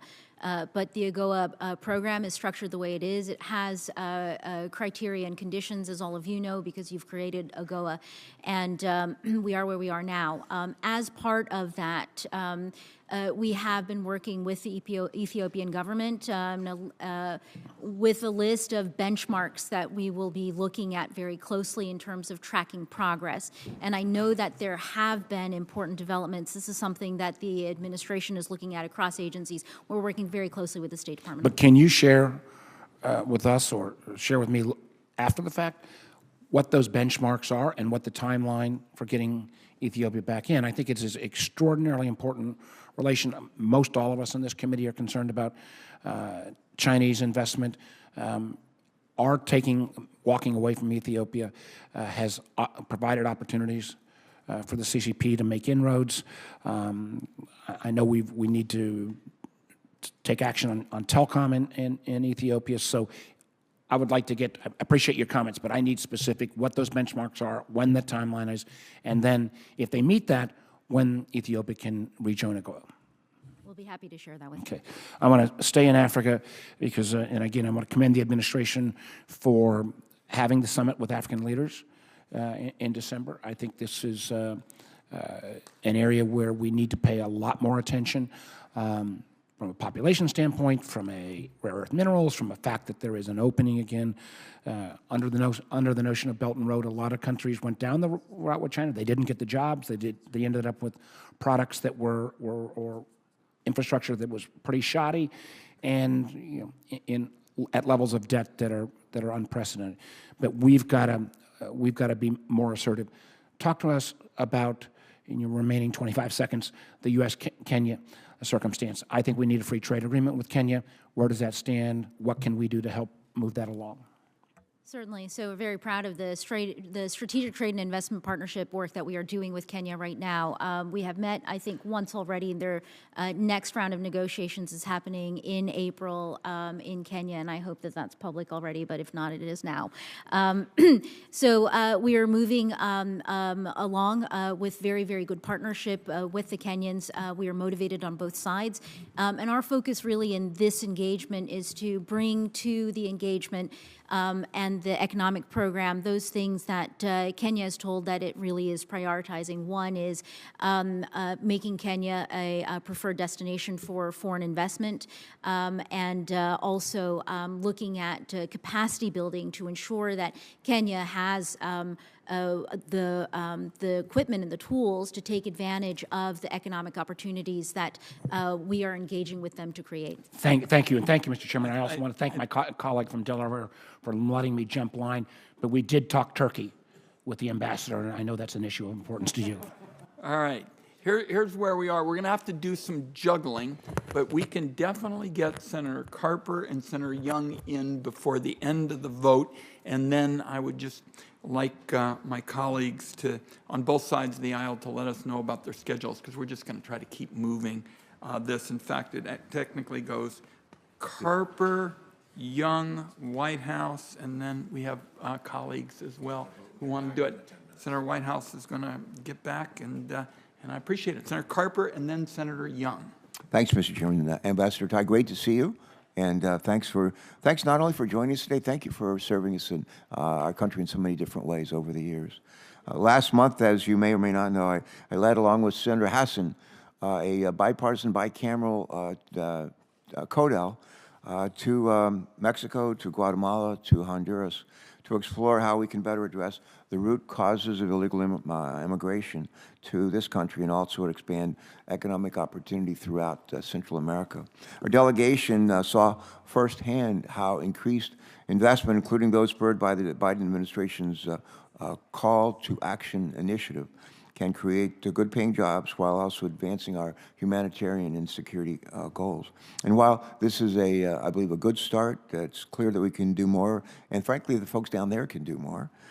To support the rule of law. I like to say the main thing is to keep the main thing, and as far as I'm concerned, the main thing for economic development, for stemming illegal immigration is rule of law and to create jobs, particularly jobs in the private sector.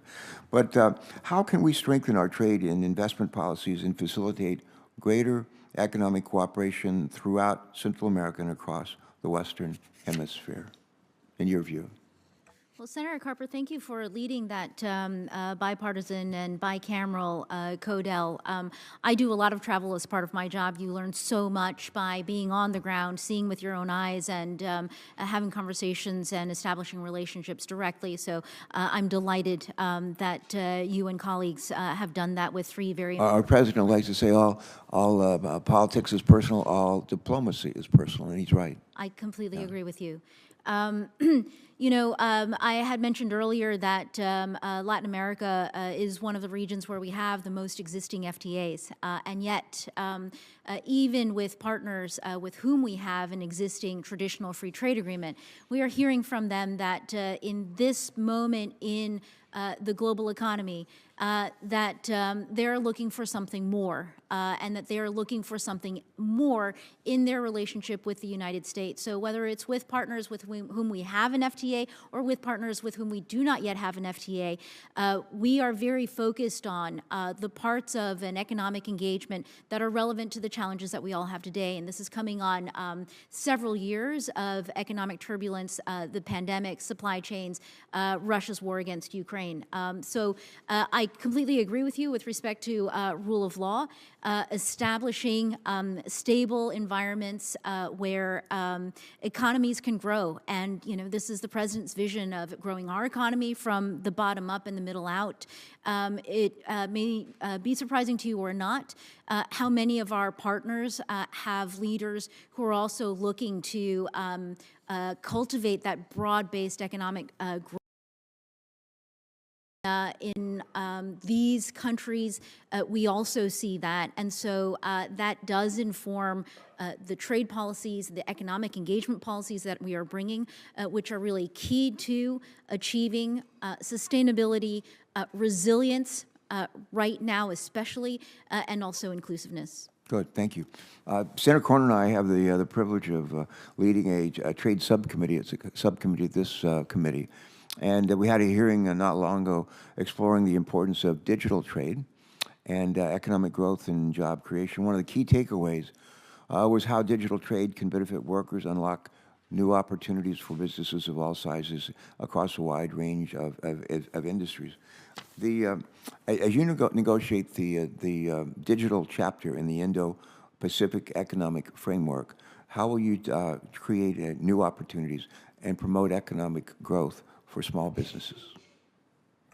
I think this is a great question and key to my previous answer around looking for opportunities, working with our partners to find opportunities to work together to unlock that economic space for the smalls, the mediums, for regular people, is really, really critical to our vision for how we engage with our trading partners. So with respect to digital especially, we see the potential for digital to reach so many people, ordinary people, and to give them a gateway for interacting with not just their own economies, but the world economy. At the same time, we also know that there are structural barriers in this type of economy, just like in the more traditional economy, that can stand in the way of creating that economic growth.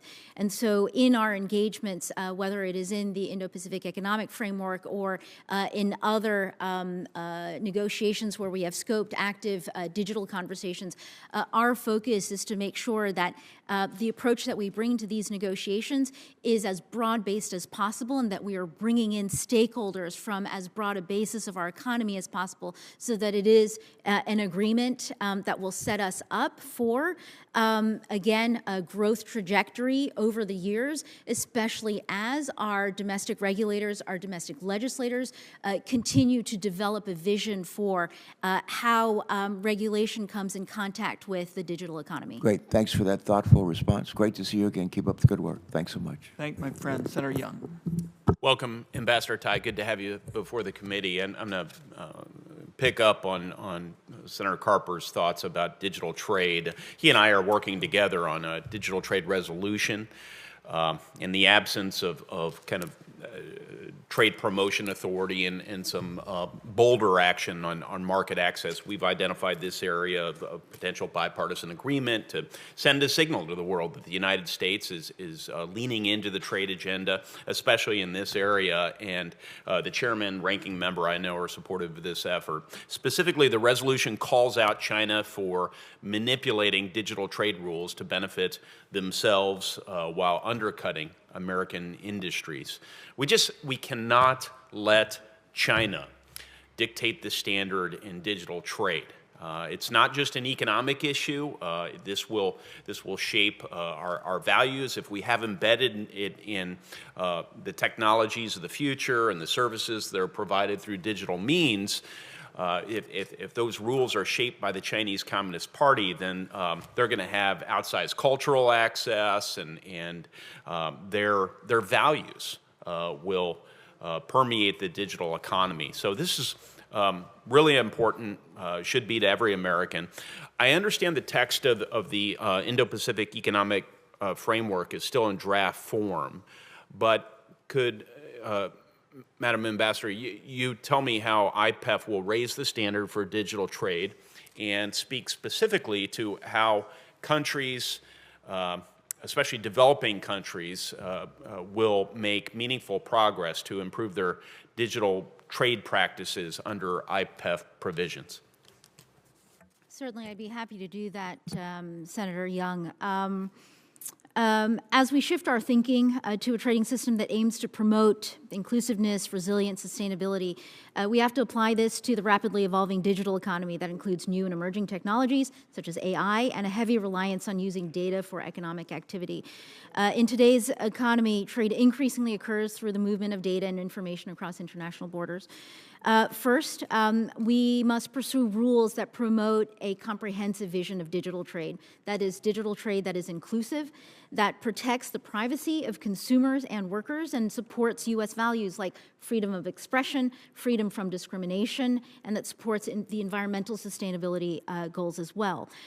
Second, and very, very importantly, as we engage with our partners, we know that we must make sure that governments have the regulatory space to tackle the challenges arising from the rapid growth of the digital economy.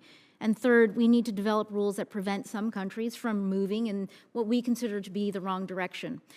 Specifically, the direction of a government-controlled, repressed internet where the government sets rules that disadvantage U.S. businesses, workers, especially small businesses, and unlike the biggest companies, small businesses cannot absorb the costs that those rules impose. Thank you for that summary. When can we expect the IPEF framework to be publicly released so we can kind of scrutinize some of the details? Certainly. So the proposals are available to you, and I've had this conversation with Chairman Wyden at the top of the top of the hearing. And I think today is Thursday. 2 days ago, we released a public summary of the text that we've put out there, so you can begin talking about it with your constituents. Okay. We'll look forward to dialoguing with you if we have any concerns about that as well. I'm glad that Senator Warner asked a question about AGOA and the benefits or lack thereof given to Ethiopia. Can you give me an update about any other countries, particularly South Africa? I don't think we should. I don't think the South Africans, if they're watching, and I hope they are, should assume that they'll continue to enjoy AGOA benefits. They have been very closely aligned with Russia and China. It appears that that relationship is getting even closer.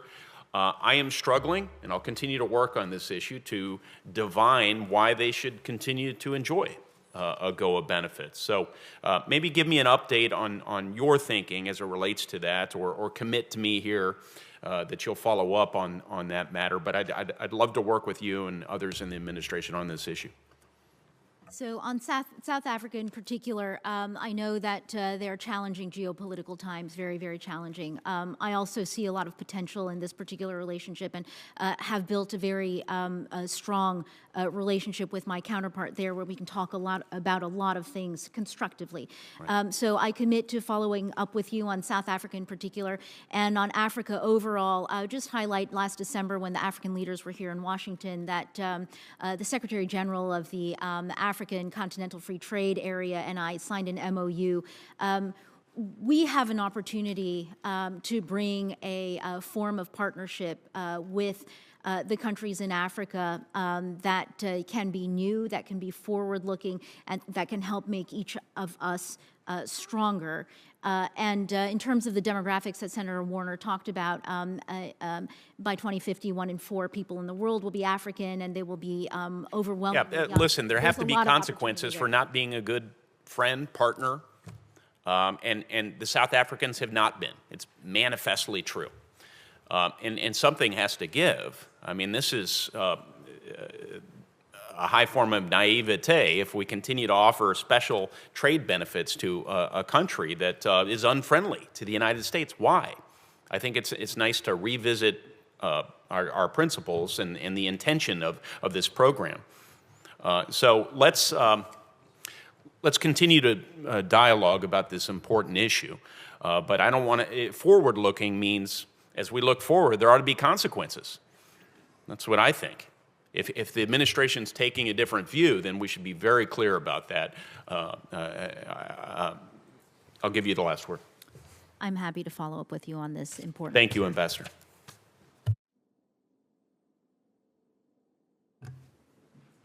Am I up? I guess I'm the chairman as well as the next one up for the moment. How are you, Ambassador? The gentleman's recognized. Thank you. I want to talk about carbon border adjustment for a minute with you. The EU has announced a CBAM. They've pretty well defined it. It's coming at us. I hope very much that that will be seen as a welcome step by the administration and one that we can try to meet and match.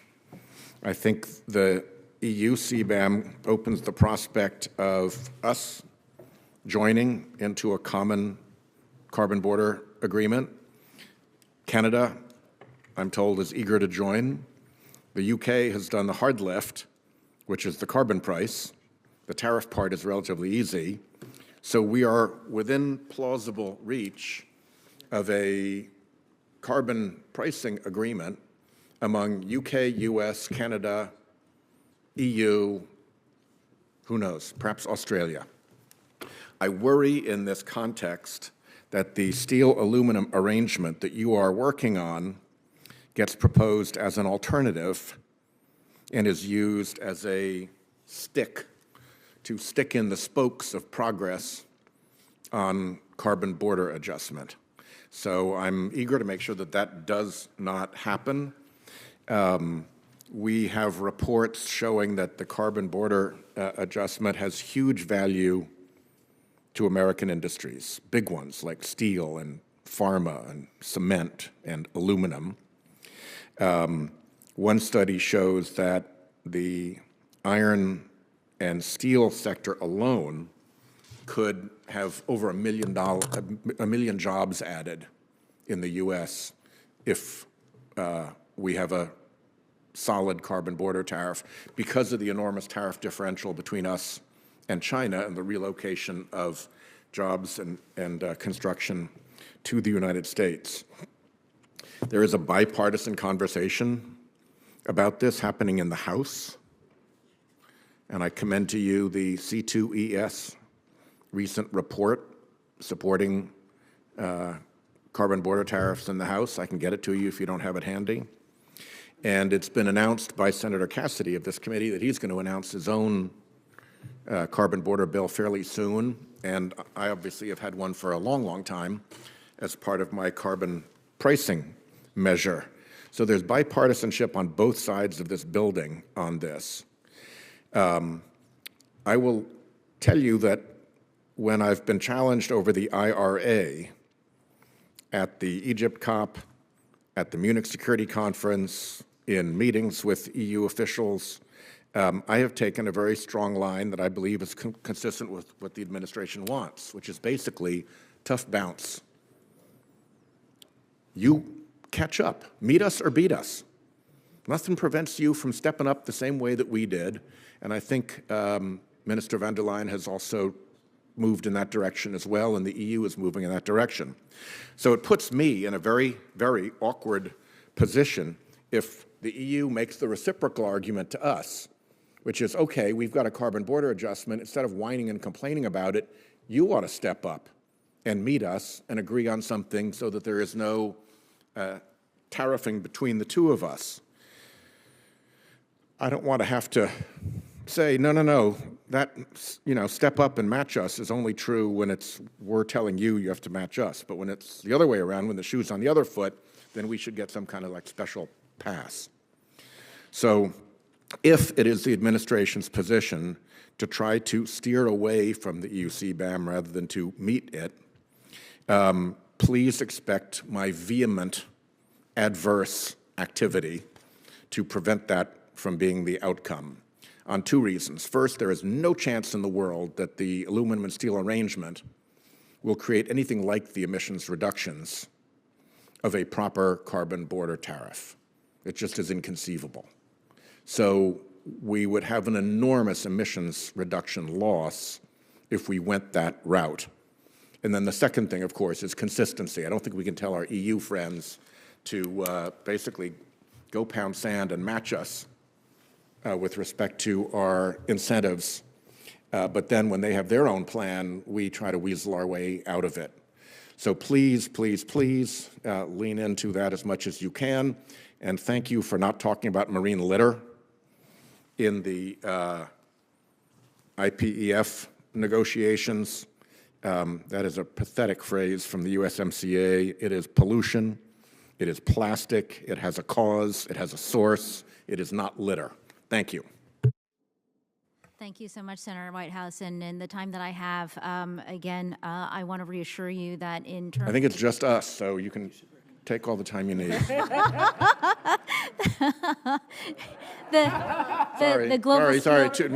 In the global steel arrangement negotiations, I want to Debrief. assure you that the Europeans, we are agreed that this arrangement has to deal with carbon intensity as well as the distortive global overcapacity in steel and aluminum. So we see this very much consistent with the EU's approach to CBAM, but we also need to address the larger market challenges around steel and aluminum. So there is an overcapacity piece to what we're negotiating as well. Your views are very, very clear, and I just want to be as effective as I can be to persuade you that we are not working at cross purposes. Terrific. Thank you, Senator Hassan.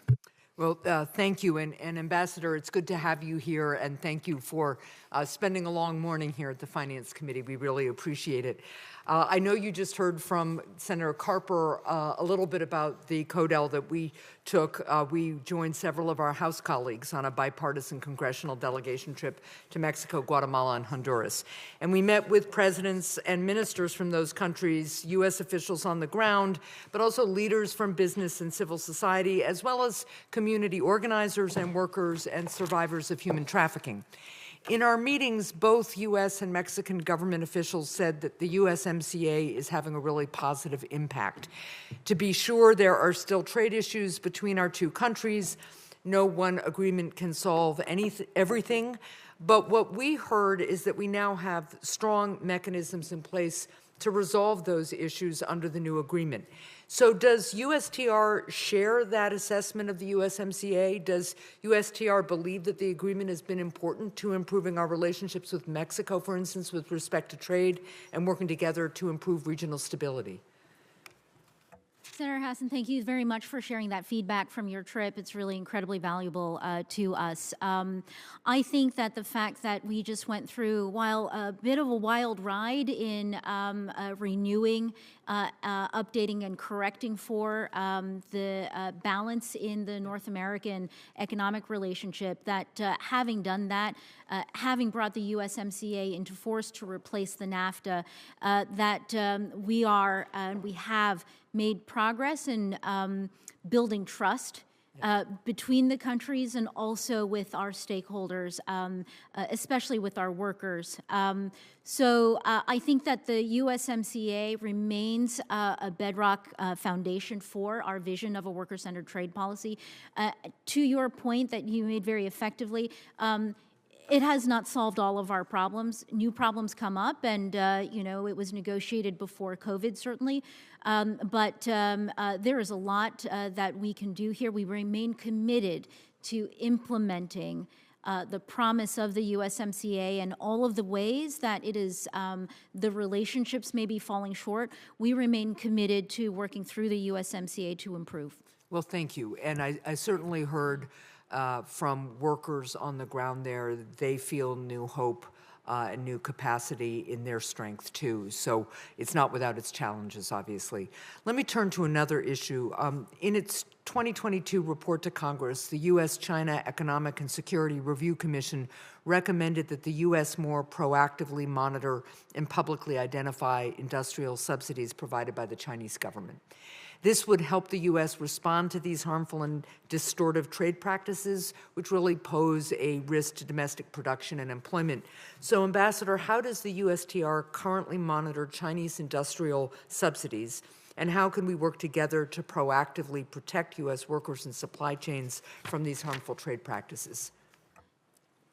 I'm aware of that report, and it contains a lot of very useful analysis. And we have also taken note of the recommendations that that commission made to Congress in terms of monitoring subsidies practices in China. I will tell you that we have dedicated personnel who are doing that research every single day. But I will also say that we shouldn't have to be expending those types of resources, because all members of the WTO have an obligation to notify its support to the WTO. And the fact that we have to actively monitor and search out these types of policies and practices is part of the challenge that we have in the competitive relationship with China, but also one of the challenges that we have in pushing for reform at the WTO. Sure, and I think, you know, the first step there is doing our own monitoring so we can show the WTO either what it's missing or really push them on what they're willfully not doing, right? So whichever one of those things it is. I only have a little bit of time left, but I wanted just to touch on trade and domestic manufacturing policy, because it's obviously really important to our economy and our national security as we rebuild our domestic manufacturing base for critical goods and strengthen our supply chains from allied and partner nations. So can you talk about how we should be thinking about trade policy as part of a larger strategy to build production capacity in the U.S.? Absolutely. Trade policy and manufacturing policy are connected. Yeah. You trade for the things that you either don't have or you have decided not to make. And in order to make things, you have to have access, and it's all part of the same economic ecosystem. A lot of what we are doing is making sure that our trade policies are not, on the one hand, bleeding out the benefits and the rebuild from investments that all of you have made possible working with President Biden, whether it's with respect to infrastructure, chips and science, or the push for that innovation and clean technology and clean energy. So for us, that does mean bringing a new approach to trade to make sure that we are working in concert with the needs of our economy. I really appreciate this particular question, because I think that it is lost on a lot of people. Well, thank you very much, and thank you, Mr. Chair. Thank my colleague. Senator Blackburn's next. And thank you, Mr. Chairman. Ambassador, thank you for your generous time. today. We appreciate it. Now, I'm not talking potatoes or apples or turkeys, but you know I'm going to talk to you about Tennessee whiskey. And we've got some great ones when you look at Jack Daniels and Georgia Dickel and the Nelson Brothers and Uncle Nearest. And I thank you for the work you have done on those issues and wanted to see if you could give me an update of where we are in the process. We're concerned about India's 150% tariff. We're concerned about the barriers this present. You're just talking about how manufacturing, production, and trade go hand in hand. So if you would give us a little bit of an update there. So with respect to India and the challenges that we face there, I'll just refer to the commitments that I've made to the other members on their issues. I make that commitment to you as well, Senator Blackburn, to work hand in glove with you on tapping that potential with India and making progress with respect to barriers, in this case on Tennessee whiskey. The other note I would make is that Tennessee whiskey and our producers got very much caught in the crossfire of tariffs and retaliatory tariffs a couple years ago. I just want to provide a status update that with respect to the European Union and our lowering of tariffs as part of the Boeing Airbus dispute, that we gave ourselves 5 years to create a framework where we can figure out how to work with each other better to take on challenges that we share. And I'd like you to know that we are doing very good work as a part of that framework. As well, in the steel and aluminum context with the European Union, they took down their retaliatory tariffs. We converted them from being subject to a tariff to duty-free trade with some guardrails for 2 years, and we are facing down a deadline at the end of this year to conclude our global steel and aluminum arrangement, where we can avoid having to get back into that situation. Let me ask you about that, because on the 301s, you think that your timetable is by the end of this year, is that? Sorry, the steel and aluminum with Europe is 232. 301s are with respect to China, and that's a separate, that's a separate issue. Okay, so then you don't have an update. You've opened that portal. I can give you an update on the 301s as well. Perfect. So we have started a process. We opened that portal. We invited, at the request of U.S. economic stakeholders, to review the 301 actions from a couple years ago, and those are the tariffs. The portal closed a couple weeks ago, and so we are in receipt of thousands of responses that we are have taken a very responsible, deliberate approach. We will be reviewing those, and we will be undertaking a process for assessing the 301 tariffs over the course of the next weeks and months. Okay, let me ask you, we've talked a little bit internally in our office about protecting IP. And when we look at China, when we look at what happened around COVID vaccines and the WTO, along with the support of the Biden administration, reached a 5-year waiver on COVID vaccines last, I think it was June. And then the administration supported a limited waiver in 21, but then they supported the final WTO decision. So as a result of that, we fear that this is going to be something that hampers and slows innovation in U.S. competitiveness. So talk a little bit about what is happening with this administration and protecting these IP, protecting American IP in these trade agreements. Certainly. So in 2021, what we did was lean into the negotiations at the WTO to make sure the WTO would address this issue of whether or not intellectual property modifications needed to be made during COVID. The result was in 2022, a negotiation concluded with 164 members of the WTO to make modifications to the IP rules, similar to what we'd done in the early 2000s around HIV treatments and therapeutics. There is now an open question at the WTO around whether or not modifications be made also to COVID therapeutics and diagnostics. That is a question that we have put to the International Trade Commission here, an independent agency, to run a robust process of consulting with stakeholders and inviting commentary. That is something where the ITC will be concluding its report later this year. In terms of intellectual property, we are very proud of being an extremely innovative economy that is really quite often the envy of the rest of the world. That is also part of the reason why we are leaning into, to bring it back to the beginning of our conversation, revitalizing manufacturing in America as well, because manufacturing is a very intimately connected part of that innovation cycle. The time of the gentlewoman has expired, and we're going to have to move on because you've got colleagues who still haven't had questions. Senator Cortez Masto. Thank you, Mr. Chair. Ambassador, it's great to see you again. And I know it's been a long morning for you, so I've got just a couple questions for you. One of them has to do with solar tariffs. So last year, the Commerce Department announced a 2-year pause on tariffs that would have hit solar panels coming from Southeast Asian countries. This pause allows our solar industry to continue to ramp up as the department conducts its circumvention investigation. The pause is extremely important.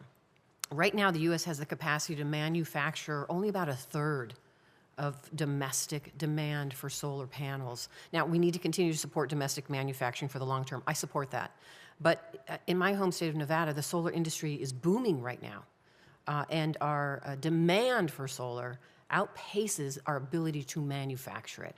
And so when the threat of tariffs was in place, nearly 75% of domestic solar projects experienced cancellations or delays. And we saw that in my home state.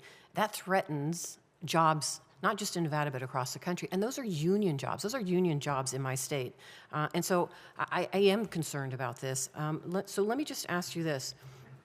I am concerned by the effects to undo the president's actions on this issue, and in the process, needlessly re-inject turmoil into the solar marketplace. Can you assure me that the administration does not support abruptly abandoning the president's approach? Senator Cortez Masto, I take note of your observations around the solar industry and our needs and the jobs. I think you noted at the beginning as well that the 2-year pause was part of a commerce action. And so I know you've asked me about the administration position. I'll have to get back to you because this is primarily something that is active in Commerce's jurisdiction. From where I sit at USTR, let me just say, if I look at the big picture, the challenges around solar where we are, which is only being able to provide 1/3 of our own demand, is one of these situations where if we look back 20 years ago, we had a burgeoning solar industry that was innovative and growing, and we lost it.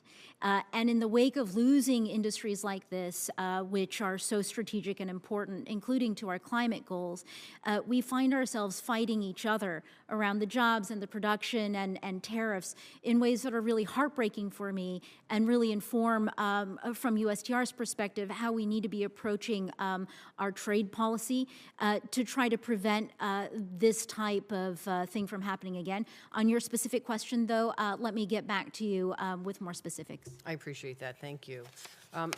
Let me ask you this. The other concern of mine is international standard setting when it comes to emerging technologies. International standards have considerable impact on international trade, global economic development. Senator Portman and I had passed legislation to study the impact of the Chinese government's influence on international standard-setting bodies, and that study outlined a number of notable concerns about Chinese attempts to dominate international standards and set the terms in ways that are favorable to them. Can you speak to your view on this issue in the context of trade negotiations and any efforts USTR is undertaking? And let me just clarify and add to this. Based on the legislation that we passed, a study came out. We asked NIST to do a study. One of the recommendations that they have put forward is to ensure, let me find it real quick, that when it comes to trade, that we clarify existing export control regulations that could accidentally discourage U.S. companies from participating in standards development. So I just want to put that on your radar as well, because this is such an important issue for us to address right now. So please, if you would give me your thoughts on it. Certainly. With respect to standards, we know how critical they are to if you will, the interoperability between our economies, and whether it's recognizing each other's standards, whether it's in terms of standard setting, creating advantages. So it is something that we are very conscious of as we engage our trading partners, and something that we are working towards, which is a better compatibility between our economies. On the NIST study and the recommendation, that is really very interesting. I know that export controls are an area of active collaboration in the context of the Trade and Technology Council between the U.S. and the EU, and it's something that I will take back. I'm sure my team is aware of it. It's an area where, to the extent USTR works here, a place where we partner very closely with Commerce. Thank you. Thank my colleague. Senator Warren's next. Thank you, Mr. Chairman. So giant corporations lobby to rig the laws in their favor, but if it looks like someone in government might actually rein them in, they have a second bite at the apple. They try to rig the trade deal to lock in more favorable regulations. In other words, if a government tries to break up your monopoly or crack down on your price fixing, just call it illegal trade discrimination and keep right on going with those business practices. Now, this is not a theoretical concern. Ambassador Tai, I was concerned to see reporting just yesterday that you have used meetings with your Canadian counterpart to criticize Canada's effort to make big tech pay for the news content that big tech uses to make huge profits. That proposed Canadian law, by the way, looks a lot like pending U.S. legislation that right now has bipartisan support. So, Ambassador Tai, if that report is true, it would be wildly out of step with President Biden's whole-of-government order to prioritize policies that promote competition in the economy. Do you agree that we should support our allies when they step up to regulate big tech, including supporting them in the way that we write and enforce digital trade deals? Senator Warren, short answer is yes, I do agree with your statement.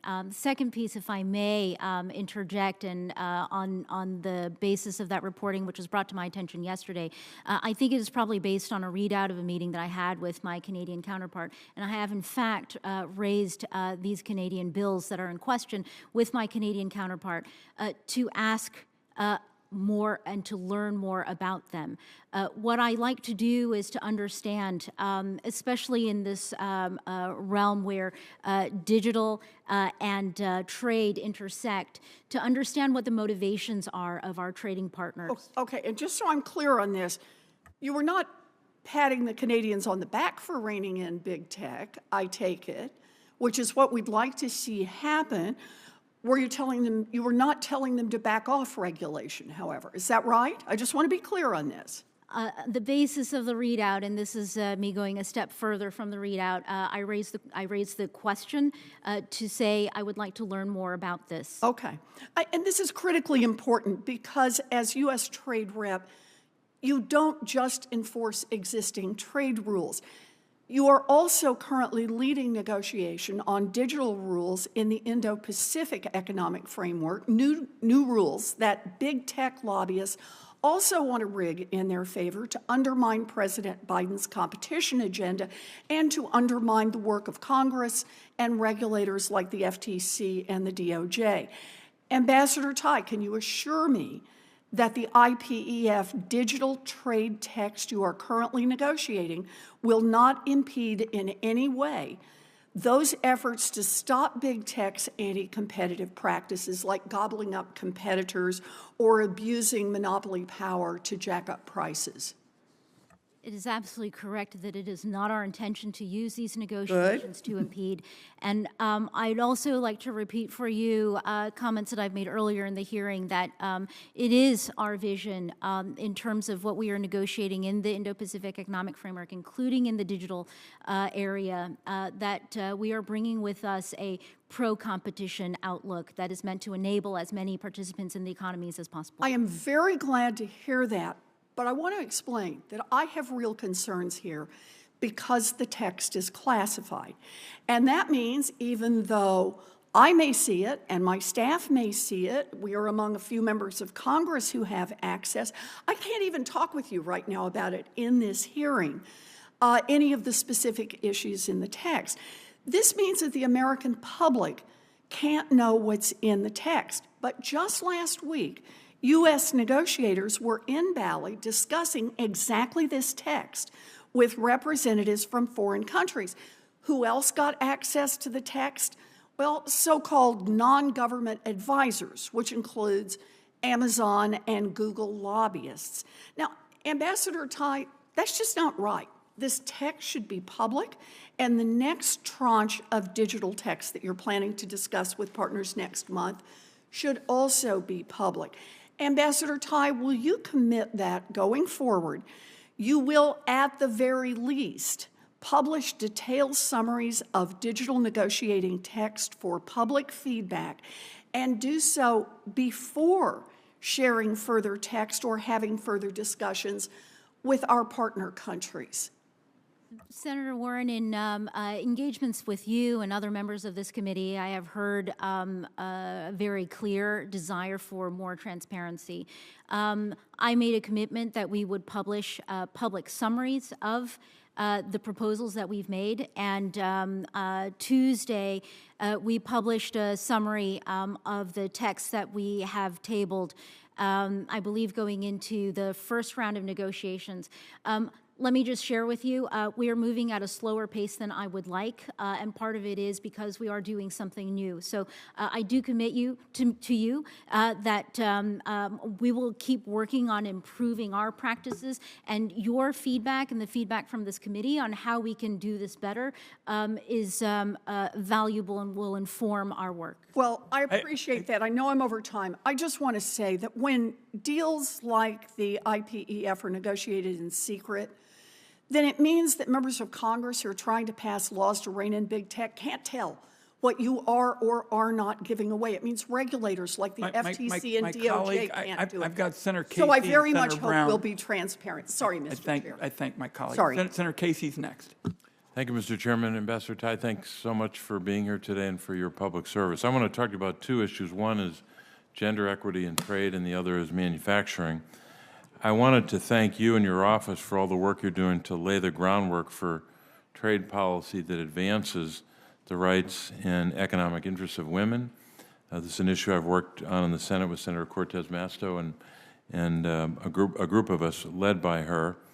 Too often, women are left out and often left behind when we and other countries negotiate trade deals that govern the global economy. We both know that only one of our free trade agreements has binding provisions on gender equity in trade, and only a handful of our 62 trade framework deals with other countries even contain provisions on women in trade. So I strongly encourage you and your team to continue to promote both gender equity and equality and women's economic empowerment in trade through every avenue available, but especially as you negotiate trade deals with countries in the Indo-Pacific, the Americas, and across the globe. So my question is, how do you envision the current trade agenda benefiting U.S. leadership on gender equity and equality? Well, Senator Casey, I want to thank you and Senator Cortez Masto for your leadership on these issues and ensuring that the growing conversation in international trade circles around empowering women and advancing women's participation in the economy, in the global economy, will be more than just a conversation, and connecting to the dots to things that we can do in trade policy, and frankly addressing structural challenges that women face in different economies. I wanted to share with you and highlight something that I think you already know about. At USTR, we requested the U.S. International Trade Commission to undertake a study to look at the distributional effects of our trade policy so far. I think that we have put a lot of faith in our trade policies that, that they will raise tides and that those tides raise all boats. But we have long suspected and we've long had our economic stakeholders, including important stakeholders like our workers, tell us that the system doesn't work the way that we think that it does or that it's intended to. And the ITC came back and said, first of all, it's clear we're not tracking the data. That really will give us a crystal clear picture of what we're doing. But in terms of the data that we do have and the studies that have been done, that we see that women, communities of color, and also non-college educated white men have not benefited from our trade policies the way that others in our economy have. And that has been really critical to our thinking about a new approach to trade that is more inclusive, that is more sustainable, and that carries out the promise of trade as a positive force in the economic toolbox. I appreciate that. Look forward to working with you on it. I want to talk about manufacturing. It's obviously a strong and vibrant sector of our economy in Pennsylvania. Everything from semiconductors that power our computers and cars to steel that supports the bridges in our state. The President's 2023 trade agenda indicates that the manufacturing sector is responsible for 11% of U.S. GDP. It's a key driver of exports and, of course, employs so many Americans. But non-market economies like the People's Republic of China know the strength of our manufacturing sector and seek to force their way to global dominance by skirting trade enforcement, using forced labor, and committing unfair trade practices. Can you tell us what workers in our state of Pennsylvania, as well as other states, understand? Tell us how the current trade deals being negotiated will benefit them. Certainly. I think it starts with recognizing that the playing field is not level. And that is something that, depending on which part of the economy you are in and represent and who you're talking to, isn't always apparent. And it's because we have a very large economy, and this economy is shaped differently in different parts.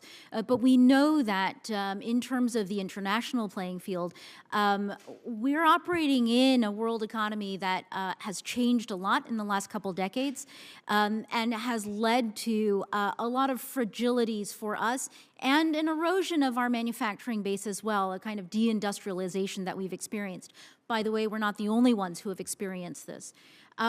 So in terms of the worker-centered trade policy and what we are doing in trade, we are looking at all of the things that we need to do to strengthen ourselves, and to rebalance, and to level that playing field. And that does mean leaning into enforcement. That does mean embracing the investments that we are making into ourselves, our infrastructure, our people, and ensuring that our trade policies are reinforcing that. So, I think that there's a lot of work that we have also been doing to make our trade relationships more resilient, to produce more options in terms of our manufacturing supply chains, in terms of how global trade flows.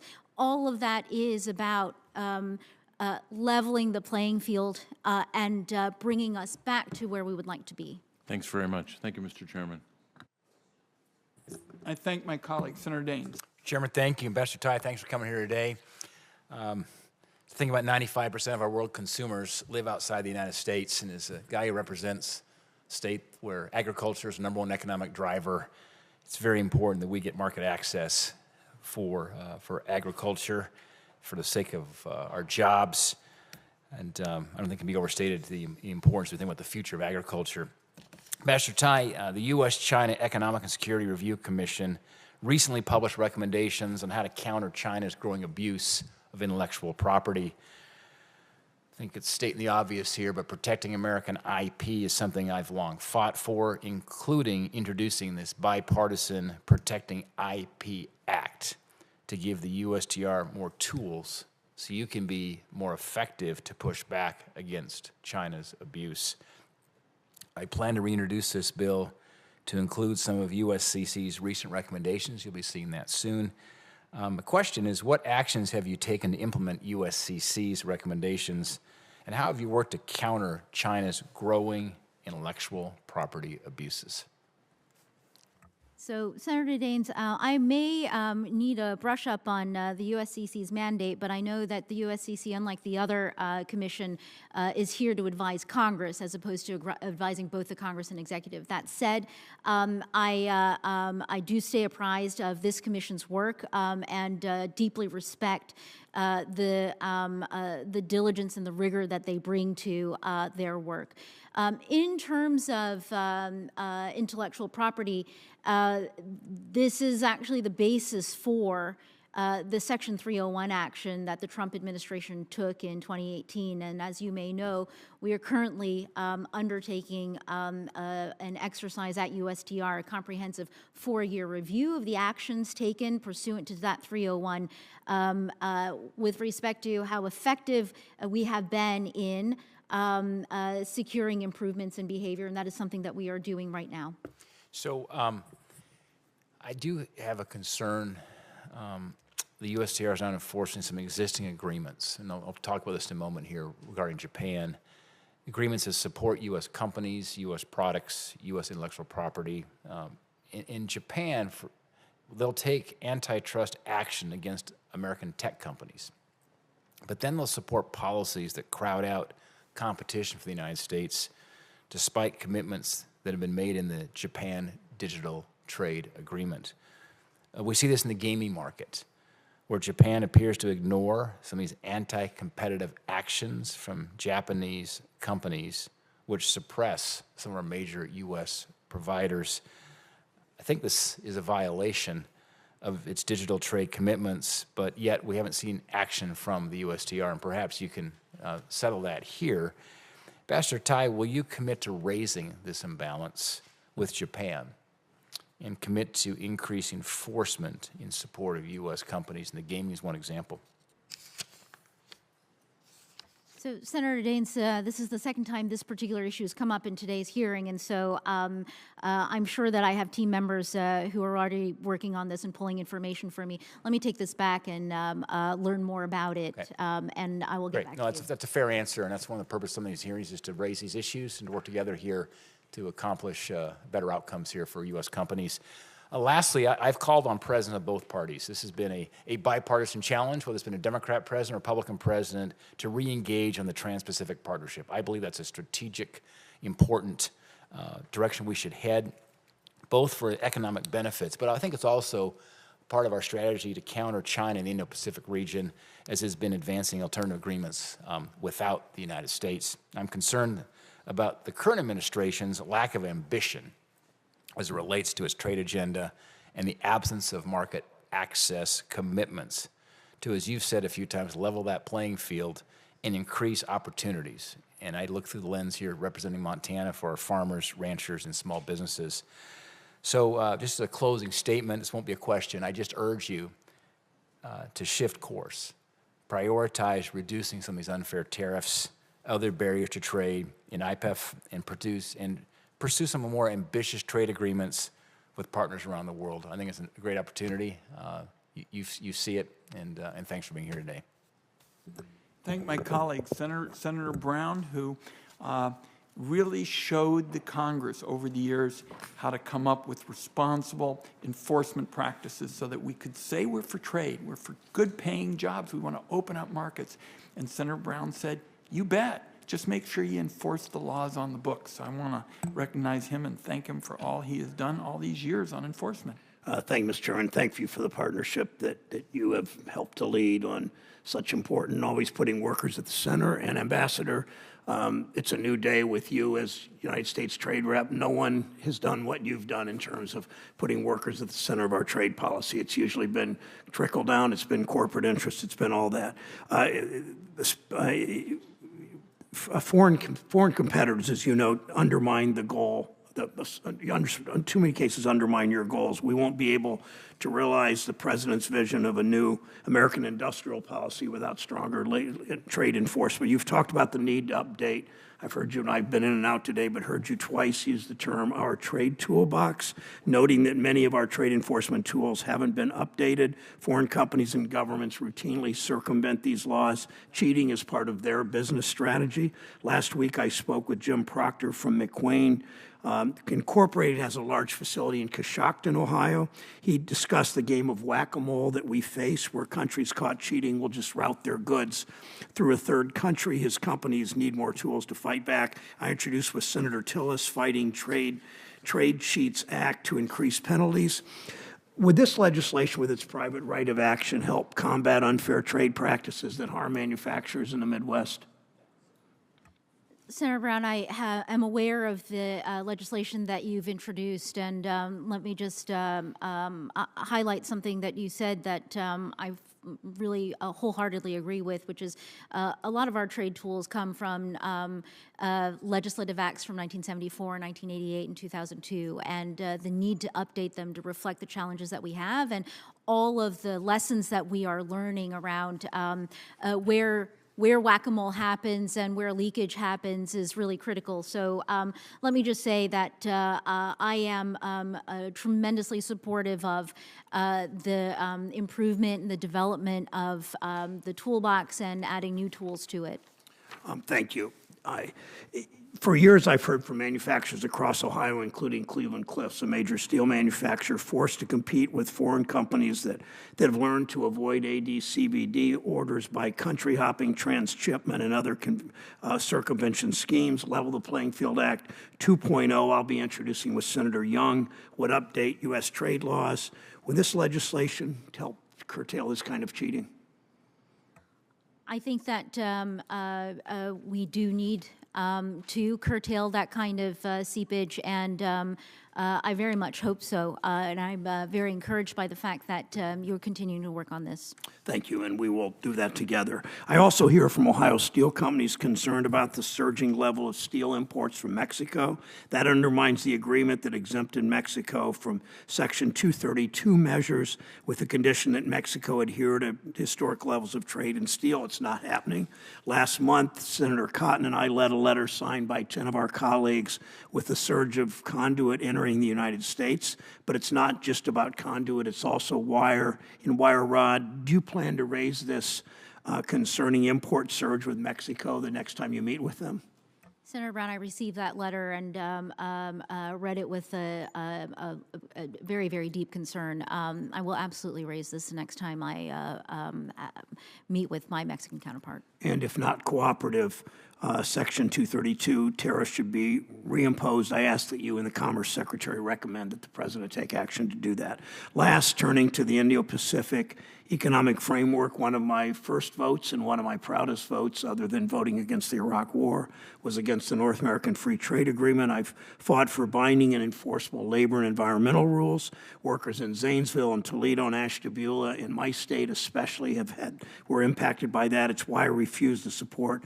And Senator White, the chairman, was talking about this previous president's NAFTA renegotiation until we made it better for working people. As a result, the Brown-Wyden labor enforcement rapid response mechanism set the new floor from which any future U.S. PACs must build. How are you applying the lessons from USMCA generally and the Brown-Wyden rapid response mechanism specifically to your work on the Indo-Pacific Economic Framework?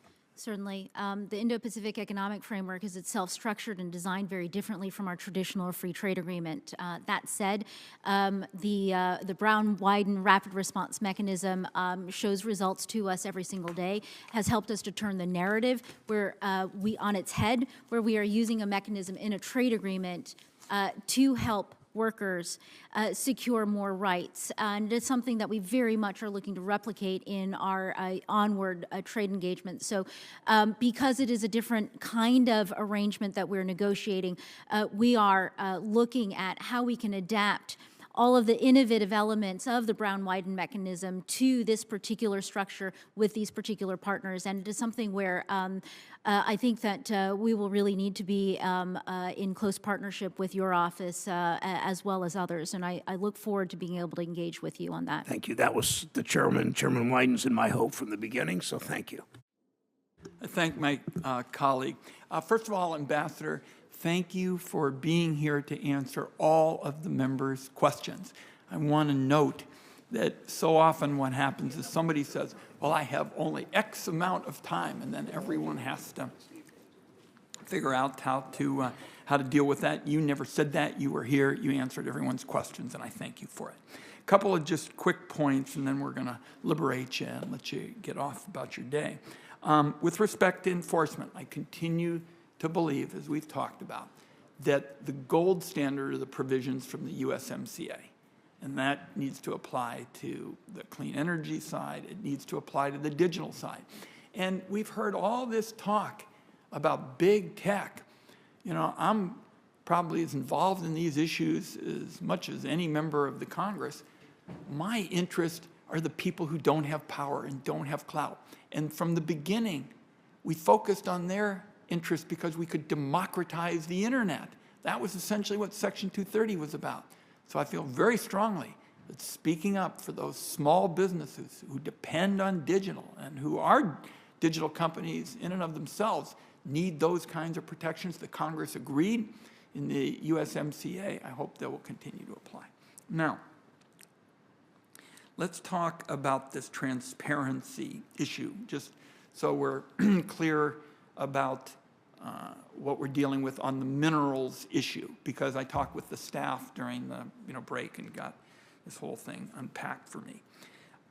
This committee was the lead author of the clean energy tax credits.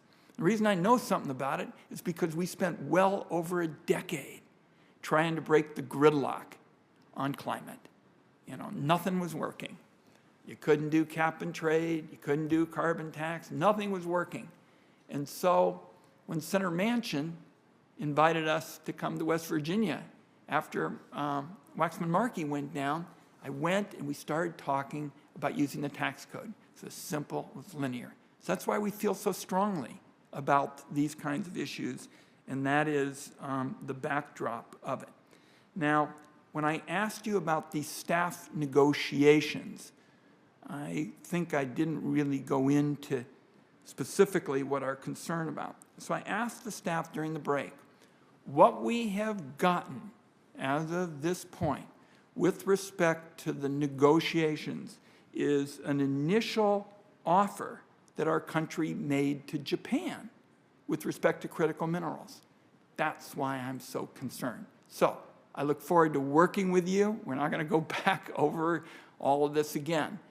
But to build the kind of trust that you and I want, because we share so many of the same views on these kinds of issues, we're just going to have to get people more than an initial offer on an issue that is so central right now to making sure that we get implemented what we worked for well over a decade.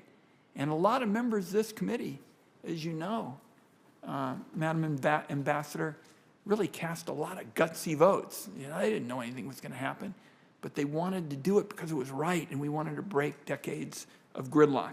So we don't need to go through that anymore, but I just wanted to put that in context. Also, members on both sides know that questions for the record are due March 30th at 5, and the last word for the morning, Ambassador, is again our thanks, because I think you showed your commitment to working with us this morning just by saying, I'm going to be there, I'm going to answer your questions, and I'm sure some of this wasn't the most fun to be part of, and we'll be looking forward to working closely with you in the days ahead. With that, the Finance Committee is adjourned.